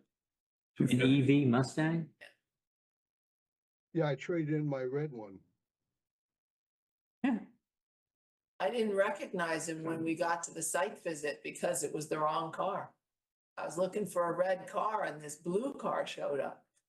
Sort of like Chuck, I didn't recognize his truck for the first couple of times. Okay. That's enough chit chat. Thank you very much. We have two things on the next item, which is the DPW, new work without a permit at Stroud Ave. You guys looked at that? But we also have the other thing about proceeding with the work for the containers and the garbage, and then do an after the fact permit in January. So let's do the first one first, which is the dog watering station at the end of Stroud Ave that we looked at in the site visit on Monday. You don't want to say the $5,000. No, I'm not gonna pile on. No, yeah, I guess. So the issue is that this was installed without a permit. And so we need to decide what to do about that. We've made some decisions already. One of the decisions was when they do come to us for those containers, that permit is an RDA. Brian's made the decision that that will not be allowed to be added to that RDA. So it's going to be a separate permit for, and what ended up happening is they went out and ran a line or connected to a line that was near that proximity. There's a hydrant. Hydrant right 5 feet from it. Without any permission. It was just done. And then when we found out about that, because they brought it to us, we said, well, we should probably need a permit. Let's just do that. And then Chris Cole, the director of the DPW, in our monthly meetings, as I remember, he told us one, maybe two times, they at least told us that he intended to get a permit before they moved forward. But he just didn't have time when we asked about it. And then next we hear it was installed again without a permit, without continuing the other permit. So completely done with miscommunications and with no permits. The other thing to point out, though, is that this is Reading town government, so it's not a part of us, which is something to consider. Why we treat them as the same, right? To a great extent. Well, I would remind you that no one should have any special treatment with the Wetlands Protection Act. And okay, so I think you would want to understand that there's, more reasons than just the WPA. A lot of people in town want to make sure no favors are given. So what are our options? We could permit it after the fact. Oh, yeah. You could make them tear it up and. Well, I was gonna work through the options. We could make them take it out. That's a decision you would make if they have a permit. You could send them a violation notice. You could have some conditions and have some actions in that violation notice. An enforcement order, violation notice, one and the same. You could have some actions that you want. You have to go to the Conservation Commission at their next meeting. You have to submit a plan by a certain date. You need to install erosion control. You cannot use it. Cease and desist, blah, blah, blah. That would be violent. Or you could tell them they need to file a permit. Which one, I'm not sure. Possibly an RDA, and we would just wait for that to come in, but also let them know that since it's not permitted, then it shouldn't be turned on, which will be easy to do since it's winter time and we're concerned about the freezing. So those, as I see it, two options. Any other options there, Brian? I'm thinking through the ramifications. Has it been turned on? I didn't try it the other day. I Should've. let Michael Kessman know that you informed me that it should not be turned. So I'm not sure if it's turned on or not, but at least the DPW knows. Yeah. Yeah, I'm just thinking through the ramifications of PR around Conservation Commission being thrown under the bus for taking away that water station. But I think it is the appropriate thing to do is to have it not be used till there's some legitimate process around it. I do like I always like the idea of a violation notice. Of enforcement order, I think would be good. I don't know what conditions there would be. We did notice that there's bare soil around it. There's no protection if and when the water overflows the small basins. And the wetlands are right there. So I think nothing is not an option, put it that way. So I would suggest we do an enforcement order with conditions and leave it at do not turn it on. As you said, that's easy to that many. Thoughts? I agree with that. I was concerned about the bare soil around the base of the thing. And I think it's likely to, even if the grass is planted, there's likely to be foot traffic. Don't wear it down. Wearing down the grass. So we want to think about what would keep it from getting dug and eroded some more. Well, there's a ton of possible answers there. Right. Yeah. But DPW should come to us with Right. a suggestion. Yeah, we don't design it, somebody else does, and we approve or not. I will say, I didn't see any evidence of where they dug the line. I don't know if that means it did a long time ago and the evidence. Maybe it's right there. Maybe it's pretty close. I'm not sure. But that connection's down 4 feet. I would, Fire hydrant. But they still would have had to, Yeah, but they might have went in, but still hasn't, still 4 feet they deep. still would have broken the surface though. Yeah. Yeah, I didn't see any evidence of that. So, So, that's my inclination. I don't think, I want you to reconsider an enforcement order. I think that, it's off. If it's an enforcement order, I would say, you could justify it. Why would you do an enforcement? Maybe I would do it this way. Why would it be an enforcement order So instead of an RDA?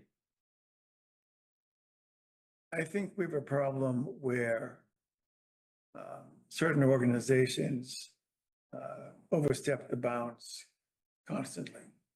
And I think by saying, okay, submit an RDA and then we'll bless it, and you going ahead and doing it didn't cost you anything. So I think that if we make a point of that we do take it seriously. In this case, it's fairly benign. It's a water station, but it's fairly benign. But there have been other things where, they've just done things, right? Okay, what are the conditions? Well, do we have a vote and then we could talk about conditions? Well, first of Does all, everyone agree? we would need a motion on whether it's going to be a violation or enforcement order. That's kind of where we are. So Isn't that the same thing? it's different levels. So you're saying an enforcement order? I am. Is that a higher level or a lower level than violation? Higher. Stricter. So an enforcement order, you're telling them what to do. So you'll say, these are the steps we want you to follow, and they're obligated to do that. What about A permit is allowing them to do it, so it's up to them whether they do it or not. So there's no choice when we send enforcement. And what's a violation then?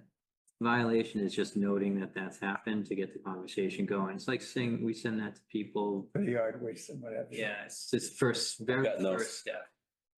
Yeah, it's the very first step to let them know what's going on. And we would have done that when the original, with a homeowner, we would have done that when the original line was put in place. with the DPW, because we have a monthly meeting, we told them at the monthly meeting, so they got the word. Okay. So we've already hit the violation level Yes. and they did it without any permit. So then enforcement order would be the next step. I mean, in my mind, if you're going to have rules and regulations, you have to enforce them, right? And yes, there are places we can be lenient and what have you, but as I said, this is an organization that probably needs to be reined in a bit. But you need them for things too, so doing this. Yes. Probably doesn't help you get anything that you want. If you're trying to work together to a point. You know, I guess in a way, but you know, this is.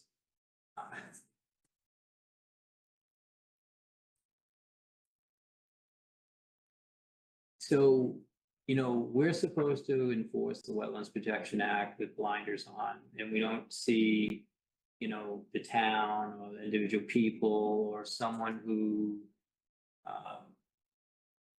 you know, someone any different than anyone else. As the Wetlands Protection Act doesn't say this, but they don't classify their wetlands. There's no A+ wetland and there's no F wetland, so more is allowed. They're all top notch, whether it is or not. And that's where the Conservation Commission comes in and puts their knowledge into it. But if this, you know, you are the elected body, I am the administrator, Brian is making the decision, it's been seconded. It's not that they're working with me, it's they're not choosing to work with the Conservation Commission. And I had already said that I feel like maybe it's not where we want to go at this point, but I guess I was convinced that you seemed like you really thought this was the only way to move forward. I mean, I think you made that pretty clear. I could be convinced otherwise if somebody had a good reason. And what you said, I did consider that. Because you do need them to facilitate a lot of the things that you do. So. That's true, but I don't think we should. Yeah, but you can't make the decision on that. We couldn't make a decision on that. I wouldn't want to, that almost seems like, you know, it's not fair or ethical to base our treat them decision differently than anyone else. on, you know, like, oh, well, can you Well, in fact, down a tree? in the state ethics, we can't do it because quid pro quo. Maybe not direct, but. Would doing a violation, because you said it was kind of brought up in the monthly meeting, but if it's set as a violation, then do they come to this meeting to discuss their what? Is there any merit in doing? You could ask them to do that in the violation notice. They're not obligated. They could ignore it. They can't ignore an enforcement order. Which again is, I think we want to get their attention. Then can a violation have a stipulated time period to say that if you don't come by next meeting, then it becomes an enforcement? Yeah. That'd be a possibility. I like that idea. Violation and get a permit Violation and corrective now. action for the soil. Yeah, violation notice now, and then if they don't respond to that, then do an enforcement. they've given you order no at the choice. January 8th meeting. So what Would that would, work? what would you want to see besides a date? What would you want to see them do by that date? Give us a plan how they're going to avoid the soil around the water station getting eroded. And get the permit. Anything else? Is that the only concern? So you can't have them do work under a violation notice. So an enforcement order would allow that, or, you know, RDA or notice of intent, but you couldn't like list some things off because they don't have a real permit. So we would ask them to apply for a permit to put it in and. yeah, typically you would ask them to come into the commission with a violation notice, state what the problem is, what the immediate actions are. And I wouldn't ask for a plan because it's more likely than not, you're gonna say, we want you to return in the second meeting or the first meeting in February with a notice of intent or an RDA. That's after the fact. I mean, If they could get it all done by April, that's when they want to use it. Basically, you know, it's not. they could, or the commission could say, take it out. Because it's always going to alter the resource area. We didn't have an opportunity to look at that. I mean, if, you know, the town forest has a lot of dogs in it, and if they're just like hovering around that area. Yeah, because some of them are going to leave things behind and some people won't pick it up. Some dogs will wander a bit and actually be in that wetland. You know, Does it make it worse by tearing it up? Temporary alterations, I would think. yeah, so in my mind, the biggest concern I have with that is it was placed for convenient. It's close to the hydrant. But that doesn't mean it's a good place, wetland. You know, so we certainly would have talked about, was there a better placement that was farther away? And that would have meant they would have to run a longer line, but it would have protected the wetlands, which actually is our function. It's not our function to, you know, minimize the length of the pipe on the Yeah, ground. and I think there was a discussion about that like a year or two ago. They wanted to put this in and where would we put it? The idea and- was first raised, yeah. Yeah, so, Well, in fact, there was conversation about it, putting it smack dab in the middle of the field where the water treatment plant used to be. And that would have been a long pipe run, yeah. but it was discussed, you know, so that's, yes. On the one hand, they did it without asking after we had said, don't do that. And the second is, I don't think the placement is good. So it not only is within the wetlands protection, like a buffer zone, like water and wetlands and trees and vegetation and, you know, amphibians and things like that. Well, in water and frogs and things like that, but it's also an amphibian habitat, so it's priority habitat of rare species and estimated habitat of rare wildlife. So it's double. It's not in that area. It's next to it or near it, very close. It's certainly. It's kind of funny how they draw the lines, because I would say no amphibians are gonna be saying, oh, well, you can't go over here. They're gonna use that field. That's a nice grassy area. Oh, and it's a structure within the no structure zone. Yeah. It's yet another reason why it certainly would have been something we would have had a lot of conversation about. It wouldn't have been, that's easy, go ahead and do it. So that's my concern. Well, It sounds like the least steps to make the progress in the right direction would be an enforcement order. but before we vote, I do want you to know that I talked to Michael Kessman, who said he had no problem filing whatever the commission wants to take care of this and to make it legal. Now, he doesn't know that you would consider removing it and, you know, but he didn't mind if it was a notice of intent, if it was an RDA and what he had to do. So, he was also the person I talked to when I said, you know, supposed to stay off. Yeah. You know, I mean, I just can't think of what argument there would be to overcome how close it is to sensitive wetlands. I don't know what that answer would be. Okay. Well, it's 10:15 and We should go for another hour on this. yeah, well, you know, I get it. I mean, they're All right. they're helping out. Here's a compromise. Well, Let's take the violation path. Okay. But it should be a notice of intent, because if we do an RDA, I'm gonna be pushing for it to be a positive determination. So we might as well cut right to the chase and say, notice of intent. And if Mike's looking for any information, you can tell him some of the things that we're concerned about the placement of that there. And that way at least gives them a heads up that it's not just going to be smooth sailing. Yeah, your obligation is for the wetlands. Right. And if it's not just the activity to install it, because that's done. It's the activity that will happen continuing and from now on. And I'm just, we did a dog park in Arlington and there's trees in it, of course, and old trees. And the dogs, like dogs are crazy, right?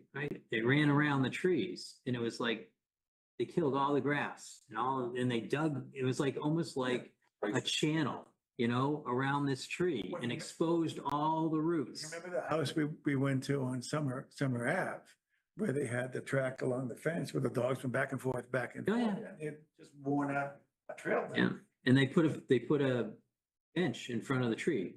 Someone had much expense. And So remember, the dogs just moved out and then they were going around. and remember fence again, and in the whatever town else. forest, you can be dogs off leash.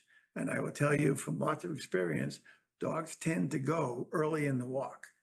And when you're coming down Stroud Ave, that's early in the walk. Now, more people now are going in Lot 5 and the other end, but when they go down Stroud, if they haven't gone already, they go when they get to the field. Just go there in February when the snow melts and see it for yourself.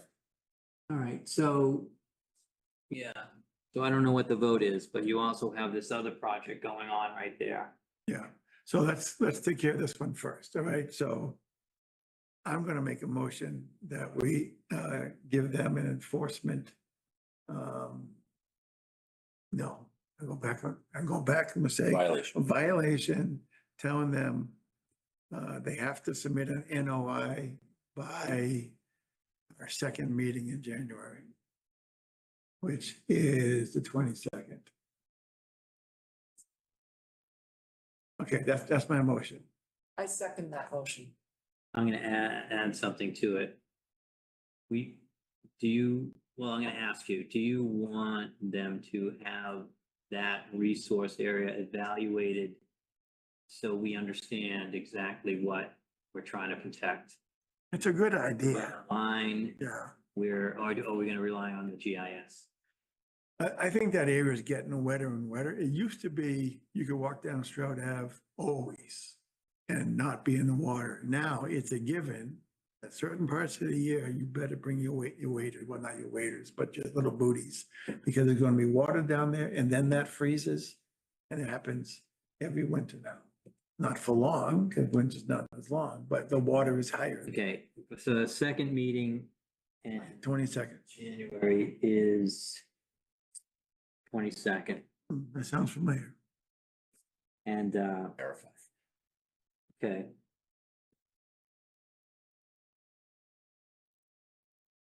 Okay. Now, the second item there, We didn't vote. oh, You moved, I seconded. Walter, start us off. Can you repeat the motion then, please? Because it sounds like it's been amended. A motion to give them a violation notice, telling them to start the NOI process. Don't turn it on. Right. Don't turn it on. Don't do any more work. Install erosion control. I think those are all fine ideas, yes. Okay. And to submit an NOI by our second meeting in January, the 22nd.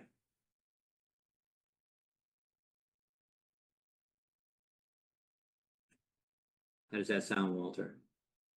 Then there was some kind of evaluation of the wetland. Yeah, so I'm gonna ask them to, I got that down, submit a notice of intent and a wetland delineation. Is that Wetland, part of the motion or is those conditions for the motion? you can say them in the motion, yeah.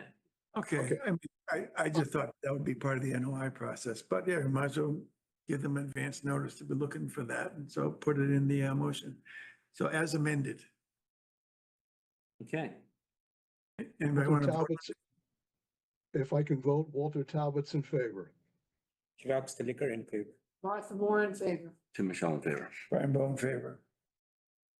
Okay, second item there. we went on the site visit, we looked to the right of the first brick building on the parking lot there at the end of Stroud Ave.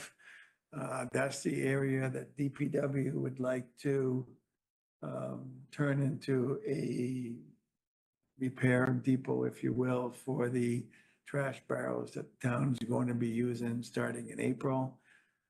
They chose it over other places because there's electricity in that small building. They want to turn it into a workstation. And they want to place 2 containers outside the building to the right. There's a grassy area behind the fence. I forget, they're doing 240 footers, right? That's what they said. Yeah, in their 240, answer. 240 footers. They want to do it there, and that'll be for storage of barrels. So before they're passed out to residents, if a resident has one that breaks, the wheels come off, gets hit by a car or whatever, they can bring it there to get repaired or perhaps a replacement. So the issues are Same as the water fountain. actually, maybe even a little bit worse. Yeah. Because that means you're going to have some car traffic coming down there for DPW personnel to work on the workstation. And I don't know, are they going to have residents come there to pick up a barrel or drop off one for repair?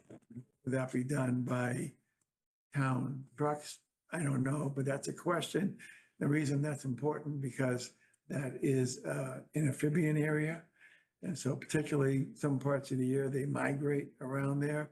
And that's been something we've said in the past. We don't want cars going there. That was an alternative place for, the parking lot of Lot 5. That was a place that was considered. And our concern was traffic going down that road with the amphibians there. Well, it's traffic, construction, proximity of the wetlands, All the above. yeah, imperviousness, which is those containers. And what do they put the containers on? Are they putting them on a pad? Yeah. Gravel, I think they said. Yeah, they said gravel. I'm just not gonna pour a pad. Let gravel. And when we were on the site visit, we eyeballed the distance and were concerned that a 40-foot. The 40-foot is gonna come real close. Yeah. There are other options for those. The parking areas would have been a good one. But the problem is here is he missed the deadline, this Michael Kessman. And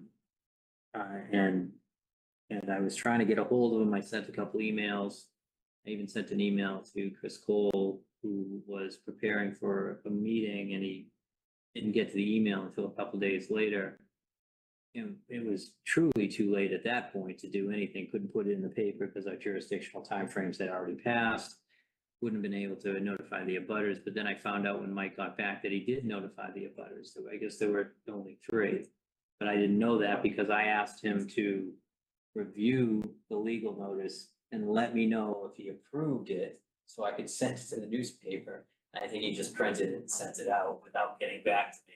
So it was a bunch of mistakes again.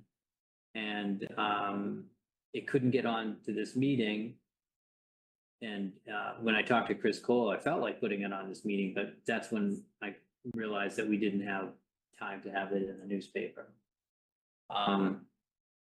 So the project is all about the containers that the town is getting. And so they're getting whatever, 26,000 of them or something like that. I don't know what the actual number is, but they're assembling them over on Simon's Way.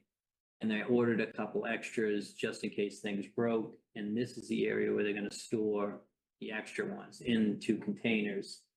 And they're going to actually save parts from them, I guess, and they'll be repairing some, and parts will happen as more and more get broken.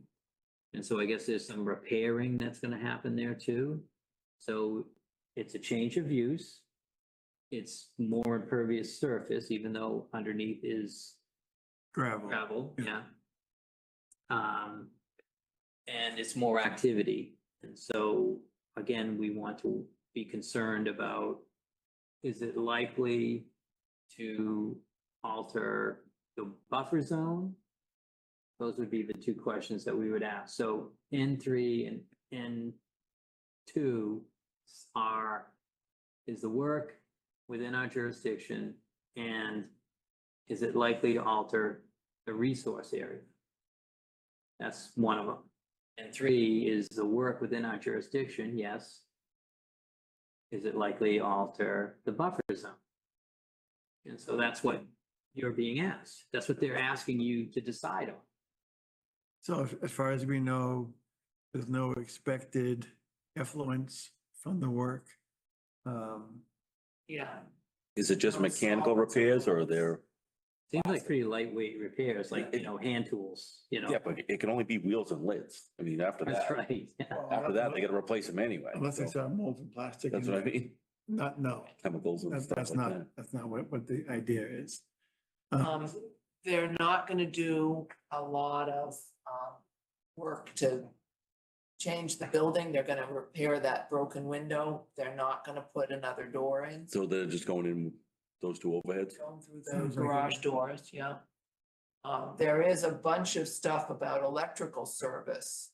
I wonder whether the electrical service work Need another door. would need to They be explicitly said permitted no. separately from putting the Don't you containers. think if something happened to the? We could have that Have another. permit in I January. would think so. To be honest with you, I see a lot of electrical only permits for, say like tubs, where those tubs go, saunas and stuff like that. Or running an electrical service out to a shed or something like that. The shed's already installed. I don't usually get involved because it's a trench, cut and cover. So that's a minor issue. Yeah, it almost seems like an area where we don't, like, to have a permit just for running electrical lines just seem to be overreach. I mean, if the trench was huge, and they're doing a lot of work there, I guess one of those buildings has been flooded a lot, so they're gonna repair all that. So it's not just for the containers, they have to run a couple of just normal, 220, 120 lines to it. But there's some fixing that has to happen. The electrician told me the pipes that were there have water in them, so they need to be redone. Is that a problem, having water near electricity? I know, I was wondering what the heck. So another, Somebody doing it though. another point to make is Martha brought up the idea, could the containers be parked on the existing parking lot? Their answer is no, because they anticipate using that other building in the future and the containers would be in the way. And they're thinking this is a long-term placement of the containers, which is why to the side was chosen. We tried to get an idea of the frequency of use. Every answer was as needed. We don't know enough yet. So are they gonna have somebody there every day, once a week? Don't know. That's where the repairs happen to? Yes, in the building. Maybe you could have the drop off the containers the same hours as the compost. That would eliminate traffic. Doesn't eliminate it, because Well, still coming some- further down the road. Be open that See, time. but I don't even know, are they gonna require the resident to bring their broken barrel? Or are they gonna get a notice and have a truck go by and pick up all the broken bottles? Well, one thing's for sure is you're going to increase the activity in that area. Yeah, no matter what, it's more. And the fence concerns me too, just as someone that has, like, there's a field out there that I always thought could be utilized somehow. It's not restricted, it's not, I mean, something could happen in that field, but they're moving the fence up, keep people out. You mean the gate? The gate, well, yeah, the gate. And so. Hang on a second, so let's what's gonna explain, happen let's with all explain, that? let's explain that. You know, when you come in Stroud Ave, there's a gate at the end, and then you can turn into the compost and back out. Part of the proposal is putting a new gate right beyond where you can come out, so the cars could go through compost and back out. If they couldn't go down to the repair depot, except when it was open. But no, cars wouldn't be going there anyway, only DPW would be going. That's what they. Well, that's the whole point. I mean, right now, Yeah. that area is no action. There's action. Now we're starting to bring action back. There is action. The Cub Scouts go in there on a regular basis. The Boy Scouts go in there We're regularly. talking about the DPW. DPW is like allowing business in there. And so with business, you gotta bring in supplies, you gotta bring in customers, you gotta maintain it, you have to make sure the surfaces are great, not leaking, it's updated, all these things are part of your decision. It's not just what's happening, it's what it means too. Is there mitigation that we could ask for because of all this extra work? And I'm also noticing it's 10:30, so I'd love to see us make a decision and move on. And we did bring up the idea of a condition that would be approving, if we approved it, this activity only. And if there was any change in activity, they have to come back to the commission. And so that was in our Q&A with them. So that would have to be a condition if we were. I don't think it's tough. I think it's a tough discussion as we look more into it. We want to do an after the fact. It's completely going to change the use. They're blocking off public access. It's got this beautiful field out there. What's going to happen with that? Is it now just for DPW? And Scouts. Well, in general, people can't drive in there anyway, except for during compost hours, and people will still walk in there. That's where traditionally, so traditionally there was porta potties there for track season. Country. Yeah, Where are they going now? probably still there because the track people still walk in. Yeah, the cars aren't allowed down there they actually park them in the compost area and then all over the streets. So maybe that's a condition, if, like, I don't think it was asked. I mean, are you saying that no one can get in there? They're not gonna have to find a new spot for these porta potties? Because the gate's up now, But that doesn't prohibit people from walking in there. but you're driving in the porta potties. Oh, I get your point. So they're dropping off, yes. Yeah, and it needs maintenance. They're serviced, I don't know, once a week.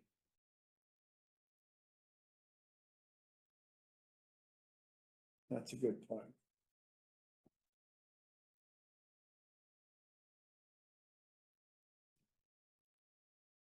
Although, is that a conservation jurisdiction, having porta potties or not?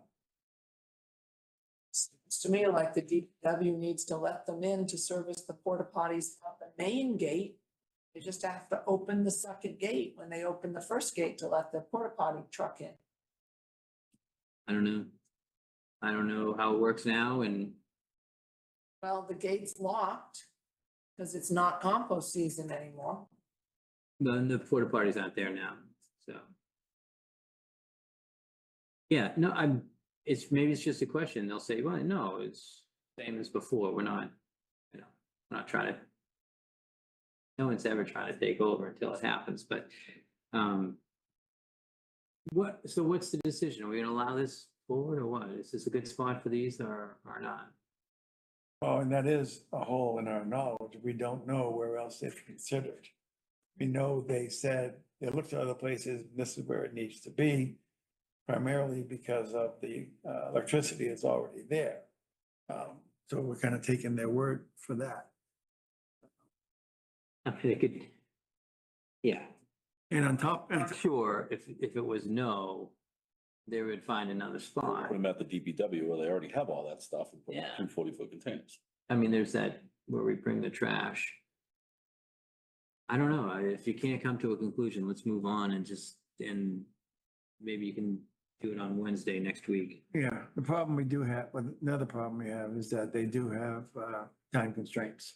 Because they have to set everything up somewhere in order to roll things out. What are those time constraints? I didn't, Well, we know that April is when they're going did to, you write it down? Did he tell us? Yeah, it's in his answer to the yeah, they're letter. going to start using it in April and they need it before. They then. would like to begin on the 16th or 17th of December. Delivery of containers is penciled in for the 20th of December. That's not the trash containers, that's the big guys. So they're hoping to do it next week. But those aren't, so getting the containers here, that's, they could put the containers where the leaf piles are until this is. Yeah, because they're not gonna be ready for that. Not, but when are the trash barrels getting here, which have to be stored in the container? Well, At that point, they need a. Trash barrels are going to start Simon's Way. So No, but they're getting extras, so there's gonna be a certain amount that. I just assumed they'd have them all there and then move the So extra. that's, all right, so it's 3 weeks to put these together, or maybe 2 weeks. So when do they arrive at Simon's Way and? Yeah. So that question about what time is not about come up with something that sounds good. It's more about when are you gonna fill up the containers? Because if there's time, then we don't have to allow you to do it after the fact. Sure. Well, Do it's, you have any follow-up questions for me to ask? Maybe I can do that? well, we have the one you just brought up, which is the actual time when the containers are going to start getting used. Right? I mean, do they plan on, my assumption was that they all start in Simon's Way and then some migrate over, or they're going to split them from the get-go and go down there. Are they willing to store the big containers? Why don't they put them in the garage? For what? The container, You mean in barrels, the trash. in the buildings that exist? Yeah. I know one's flooded, the other one's not flooded. So would there be room for storing some number of barrels and doing whatever? There's nothing going on in there. There's a big pump thing taking up a lot of floor space in that brick building with the broken window. Yeah, I was standing next to it. Yeah, they can work Room around for that. some trash barrels in there. Yeah, so we don't know how many they were trying to store too. Okay, so that's a second question. Have they considered not bringing in containers and just using the building? And understand that if it's after the fact permit, you're not gonna be able to ask those great Oh, questions. yeah. It's gonna already be installed. Which is why I don't think we should do it after the fact approval tonight. All right, I move we stop discussing this tonight and ask them to come in on January 8th with a notice of intent for us to discuss then. And they can listen to the RCTV here of this bit discussion so they know what kind of questions we're asking. Wouldn't we rather give The them, notice of intent for the dog. No, it's for the containers. Oh, yeah, You can that, combine them both. I mean, it's a notice of intent. yeah, but we're giving them till January 22nd for the dog watering. But if they want to get moving on this, they should do this on January. All right, yeah. I'm fine with that. I'm just, I know. we're churning our wheels in the mud here. Let's Okay, cut to the chase. so how about a motion then to have Chuck ask them to submit an NOI for our first January meeting? That's, I think, what I just said. Wait, you think, I second that.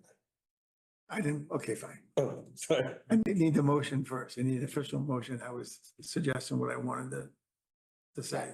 So I need you put that into a motion. My motion was to tell Chuck we want them to bring an NOI to the January January 8th. 8th meeting. I second that. Walter, So Talbot's in favor. Xerox the liquor in favor. Martha Moore in favor. Michelle in favor. Brian Bowe in favor. You might want to get Mr. Steve Knight off the line over here.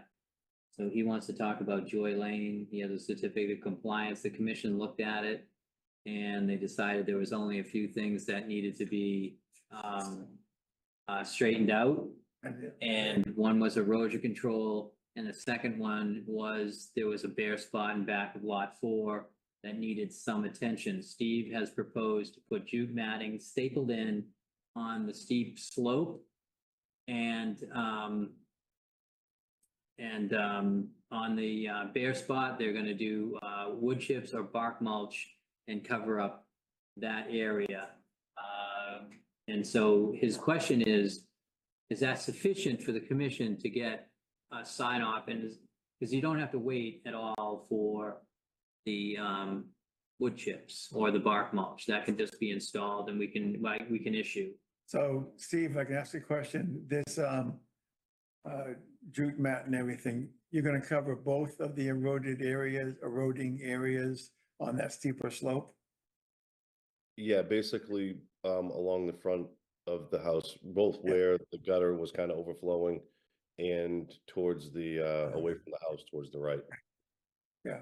And what would that jute netting look 3 or 5 years from now? How would it look? What's the future of it? I believe it's biodegradable, isn't it? If I'm So not, it'll be incorporated into the lawn and So it would the plants be growing up through goes the through it, holes in it? yeah. Okay. It stays until the lawn takes over. Well, It stays it forever stays and as the long as lawn it's grows up supposed to. through it. Hopefully the lawn grows through it, and establishes itself. I think it would also help with the weed whacking because at least that's a visual barrier for the landscaping company to stay away. Yeah, I think you do need to impress on that homeowner to get his landscapers to stop damage in that area, because it's just gonna hurt him if in the future, something has to be done about it, so. Right. It's in his best interest to get them to do that, right? Right, and same question about the wood chip area. What do we expect the wood chip area to look like 3 years from now? No, I think it's just to cover maybe, so it's never gonna be lawn. We learned that at 1503 Main Street. Exactly. 15 Main Street. It's just too shaded, too close to the house, so something has to go up. I think as long as it's not eroding and, the homeowner will probably just keep a layer of something on it, I mean, the land there is very flat. If over time, they were pushed into the ground and kicked around, then the homeowner would want it to replenish it to some extent. But I think that's on him. I don't see a ton of damage Okay, otherwise. I was just trying to picture whether maybe over time moss would fill in there or some plant that survives in the shade, or if we're just gonna keep replenishing the wood chips every couple of years. I think he needs that area to maintain his house. It's too close to the house to think that it would be covered in shrubs. So are there any other issues that we want to bring up besides the 2 points we saw in the walk? If not, can I have a motion to authorize Chuck to issue a certificate of compliance for Joy Lane? I move that with those two things, the jute netting and the wood chips, that would be sufficient to get a certificate of compliance. So we authorize Chuck to issue. Yeah. Second, Walter Talbot's in favor. Chirag Stilicker in favor. Lots more in favor. Tim Michelle in favor. Brian Bowe in favor. Okay, all right, Steve, thank you. Thanks for sticking with us. thanks, Steve. everyone. I hope you're not wearing shorts. Yeah, of course I am. Thank Okay. you. All right, You had to be there. yeah, I guess so. So next is approve the 2025 meeting calendar. Did everybody a chance to look at it? Haven't an opportunity to look at it. I haven't seen it yet, but Do you want to put it up on the screen? I don't think yeah, I do. I can put it up What I there. did is I looked around the holidays, 4th of July, Labor Day, Memorial Day. Memorial Day, it's 2 days, the meeting is 2 days after actual Memorial Day, so that should be fine. So I can put it up and we can deal with it, but it's fine. And again, I'm on vacation, so.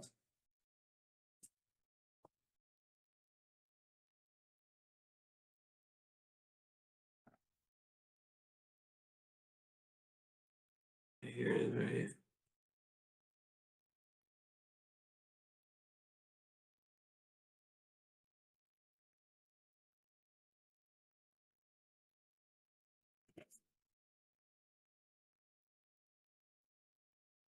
We added submittal dates, Yeah. this year.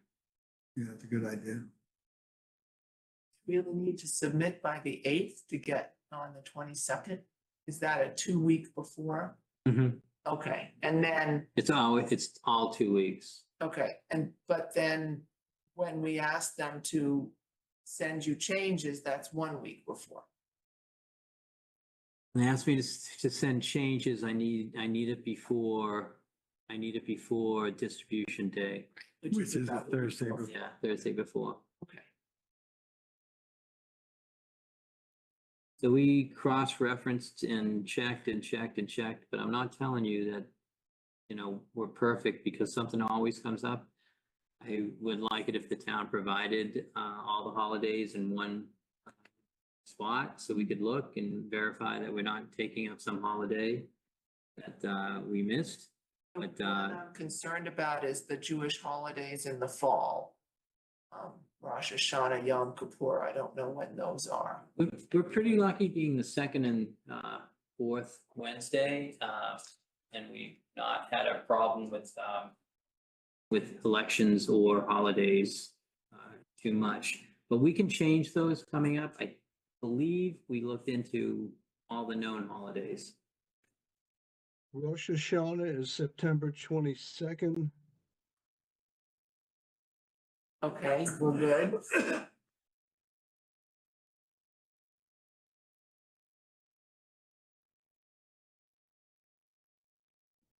Yom Kippur.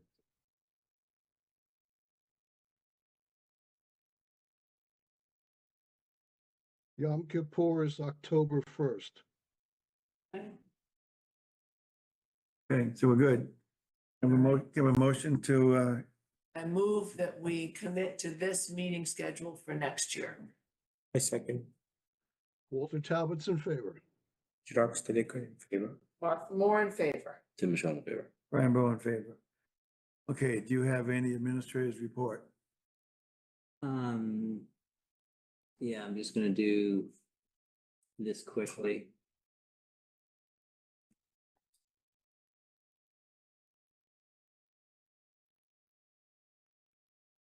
You do it like this.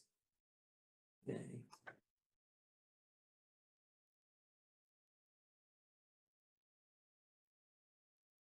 Lost my way. Hold on a second. Want to talk about the survey in the meantime? Yeah, just give me a second here. It would be easy just to stay on one thing, be that long. Yeah.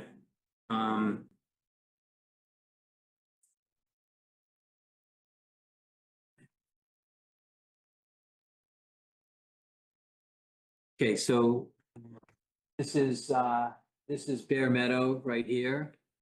Matera Cabin, Bear Meadow, Pearl Street. This is riddled with trails. It's the Bear Meadow Conservation Complex, Matera Cabin, Pavilion. Other things are going on there. And this is Wood Inn Cemetery off of Franklin Street. The Conservation Commission has a kiosk right here. And it leads down through this area here. This is our trail entrance, and then it wraps around here and then goes through. We've banned dogs in Bear Meadow. We got a report that we took care of all the entrances, including this one here at the front. No dog signs, so no dogs at Bear Meadow. We got a report that people were walking in this way, and they do this. I know a bunch of other groups like hunters and whatnot. They understand no hunting, but unless there's a sign, they don't feel like it's official. So when people were walking through here, through several reports that we received through the commission, we decided to put in another sign at this point here. This is not an official entrance, but you'll see from my next picture, that's Wood Inn Cemetery, that historically there has been signs there. There is this kiosk that's been there for 10 years. or so. There's this sign here put up by the cemetery department. So what they're trying to do is that when people come down our trail here, it's supposed to go in front of the sign and then around the corner. This sign says, no dogs. Does it say no entrance? I don't know if it says do not enter or anything like that. I think so. And it gives some other general rules about the cemetery. And this has been here, and we just put other things in that, you know, whatever we put there, just trail markers and things like that. So this is the new sign. And, you know, it's pretty tall, and there's a hill there, and I have another picture, but I'm not gonna get it, and I just make this up. So we put the sign in. Mike Hannaford says he was called by someone who realized that that sign alerts people and makes them think that this is a trail entrance. So Mike has asked that the DPW survey the entire Wood End Cemetery to find out if we're encroaching on cemetery property here and at Franklin Street. And he says what he wants to do is have these signs removed if they're on cemetery land. So we're waiting for the survey to find out. I told him without the survey, we could figure out a solution, and the solution would be we'll just move the signs back onto where our property is. So they'll stay, they'll just be further They'll back. stay. But at the Franklin Street entrance, he also says that most of that Franklin Street entrance is on conservation land, or on cemetery land, and he wants to make some changes there also. I reminded him that at Charles Street Cemetery, we have trails, and they're all on cemetery land. And now we can't have trails on cemetery land? I mean, this doesn't make any sense. This is a pretty isolated spot. You should look at it. It's, the DPW is supporting Mike, from what I understand. I haven't heard anything different. I've heard my supervisor tell me that he's frustrated about this situation. He heard from Chris Cole about it. Chris Cole is just repeating what Mike Hannaford is saying. These signs need to be removed. They're attracting people over the cemetery property. According to Mike and Chris, you're not allowed to walk on cemetery grass.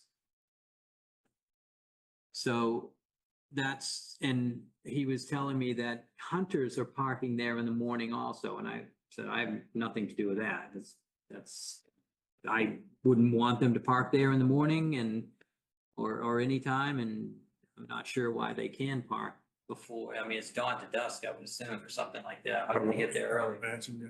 So those are the complaints. It's all about, somehow the hunters are our fault. Somehow the traffic into the cemetery, you know, we have to put up something. I said, why don't you just put up a fence? You know, people would recognize that. And Mike Hannaford said, people cut holes through fences, so he doesn't want to do that. So I will say, I've been going many mornings to sit there, and I've not seen anybody. You parked on the pavement? I parked right down by the opening. Oh, okay. Well, that makes sense. No, I parked on the pavement, and in fact, a couple of days, of course, it snowed, and there were no tracks that were there before I got there. So I don't know, maybe I'm just lucky in not being there when people were using it, or maybe they're. Is it a solution looking for a problem? What, moving the signs? I don't know. I was there a couple of times and I didn't see the grass gone and us down to dirt. You know, it wasn't a bison trail. No. Certainly, there's not a lot of activity. And I tried to tell Mike that we are on the same page. We don't want dog walkers in there, and he doesn't want people walking in there.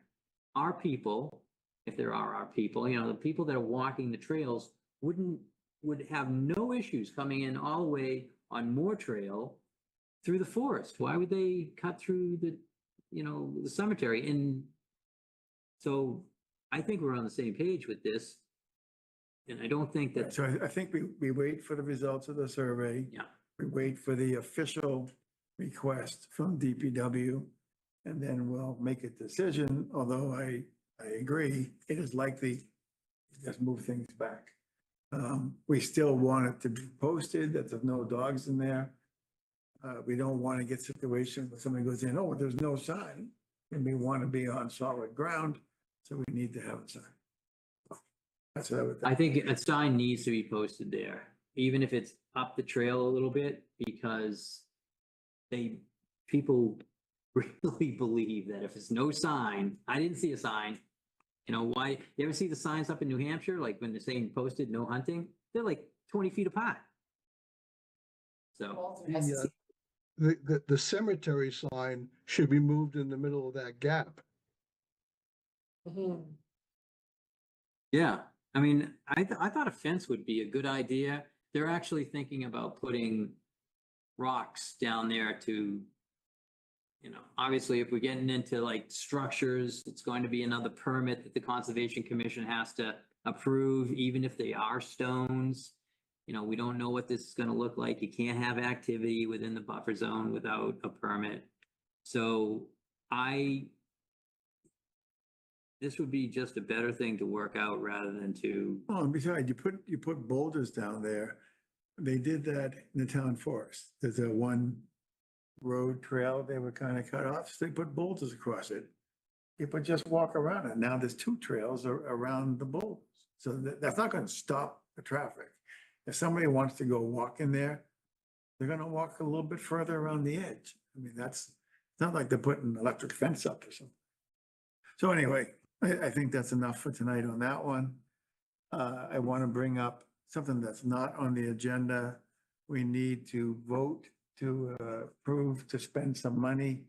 A piece of land was donated to us a while ago, 0 Waverly. Not a big piece at all. It was discovered that there was a shed on it, which has finally been moved after these many months. And so at this point, we want to move forward to get it surveyed so that we can then accept the donation, and that would be $400. Let me just update you. So we had it surveyed, it was like $3,000. Oh, sorry. And that's when the shed was discovered. A corner of the shed was on property. Town council told us, don't get involved. Yeah. Different rules for the town. They were like, you know, you need to accept the land without any encroachment.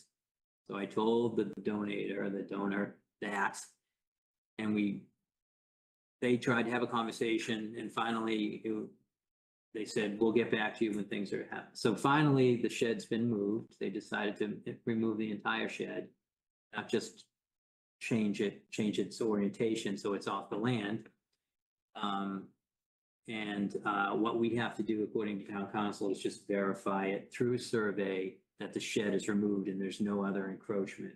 To come back and redo the survey, that verification process, it's gonna cost $400. So we need to approve. Yeah. That expenditure. So can I have a motion?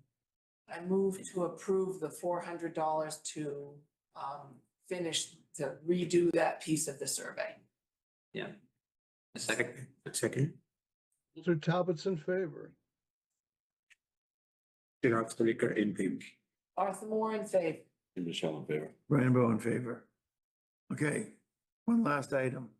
We have some minutes. Do we have minutes? I would suggest that we don't vote the minutes this meeting because we've gone so long. I sent the October 23rd minutes to Chuck. I don't know that they've been sent out to the rest of the group. And I haven't done the November minutes. Okay, so that was easy. Okay. But before we're done, just a reminder that we're having the big meeting with all of the different groups at Matera Cabin. The land use. Summit. January 12th, 1 to 4 p.m. Land use summit. If you want to watch the So this playoffs, is tape us. them at home. Trails Committee, Watch 'em Town that Forest Committee, Open Land Trust, Climate Advisory. And he's invited at least one select board member. I'm trying to get a select board member and Andrew McNichol to show up. So Andrew McNichol is the planner and public services. This is the second annual I'm not meeting. going without a vest. That's it. You haven't proven yourself yet. I mean, you I was an haven't, expert on one thing. Come on. you haven't asked one See? dumb question yet, so Well, give me time. that's the bar. Time. All right. Okay. On As that, the on that clock note, tolls. yes. How are we reminding the other committees about the land use summit? Chuck, I thought you took that over. I'm glad you asked the question. Is it back in my court? I thought you were sending it out to the, chairs of the committees. Was I sending it out to? You the were sending chairs? it out, yeah. You were sending out. And I thought you did that. I thought we picked a date and you sent it out. He sent, he I'm sent, saying reminding. she I sent think the survey having- out. Yeah, but I'll I get to think we you. Might have sent out. We'll the send an link as email well. tomorrow. And we'll just get together on the same page, whether I'm doing it, you're doing it. I did it last year. It was easy enough. Okay, yeah, I think I did tell the chairs. I but think, I think that was a month ago and we should remind people to tell their committee members to. yeah, I think they responded to you. I think you should do all the chairs again and I should reach out to Andrew and our select board member. All right, Okay, I'm gonna send you we just do that and then I'll send you a flyer. Unless the flyer's done, I can't remember it, 11 o'clock at night. one last question. I've shut down my PC, so clearly I'm done. What about the newsletter? When are we gonna get going on that I'm again? gonna stack in on that the first of the year.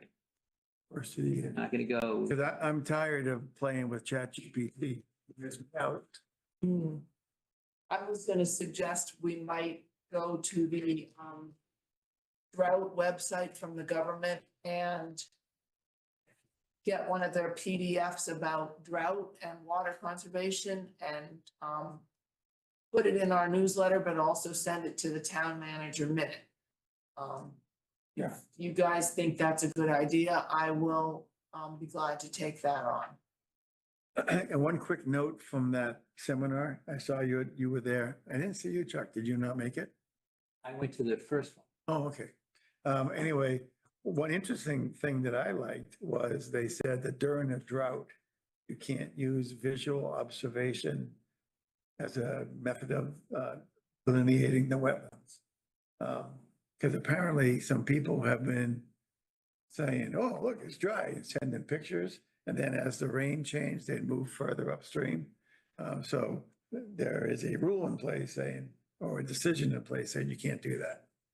When not delineating wetlands, but from changing the determination from a Yeah. perennial to an intermittent stream. Right. Visual observation is not allowed, Yeah. not allowed. No, but it said delineation, which is why I said that, because all the examples were the stream characteristics, yeah. Anyway, I thought that was interesting. And the seminar I thought was okay. That's a seldom used thing. You don't see people coming in with like development and saying, well, like last year, here's 5 pictures and. It's good, but they say four straight days with pictures, but they kept on moving to get a picture that was dry. Okay, Can motion you, adjourned. whoa, can you confirm that we have another meeting on Wednesday, the 18th? We don't. This is our only meeting for December. There was Yeah. a follow-up That to, night, we're gonna have a second meeting. Oh, And Special meeting. I thought we would, I thought we would send out emails and find out. Yeah, so basically, we will coordinate that through emails offline, because we want to include Tony. But the I'm thing, gonna say it's 90% there. How's that? And we want it at 7 o'clock, really. What do you want it at? When's the earliest you guys? 4, I'd be happy to do earlier. I would too. I think 4 would be an issue, but 6 wouldn't. Because while I was here, So, I got invited to reunion, It's online, right? yeah. online only. We're not supposed to, like people work 9 to 5, so like, give them time to get home, so 5:36 probably be the earliest. Did you kill the recording? Did we get our vote? Walter, it looks like 6 o'clock on Wednesday. Okay, can we vote on adjourning at 11:04? I move we adjourn at 11:04. I second. All in favor? Okay, Walter says aye. aye. All right, good night, everyone. And Hi, for Walter. the record, they don't usually go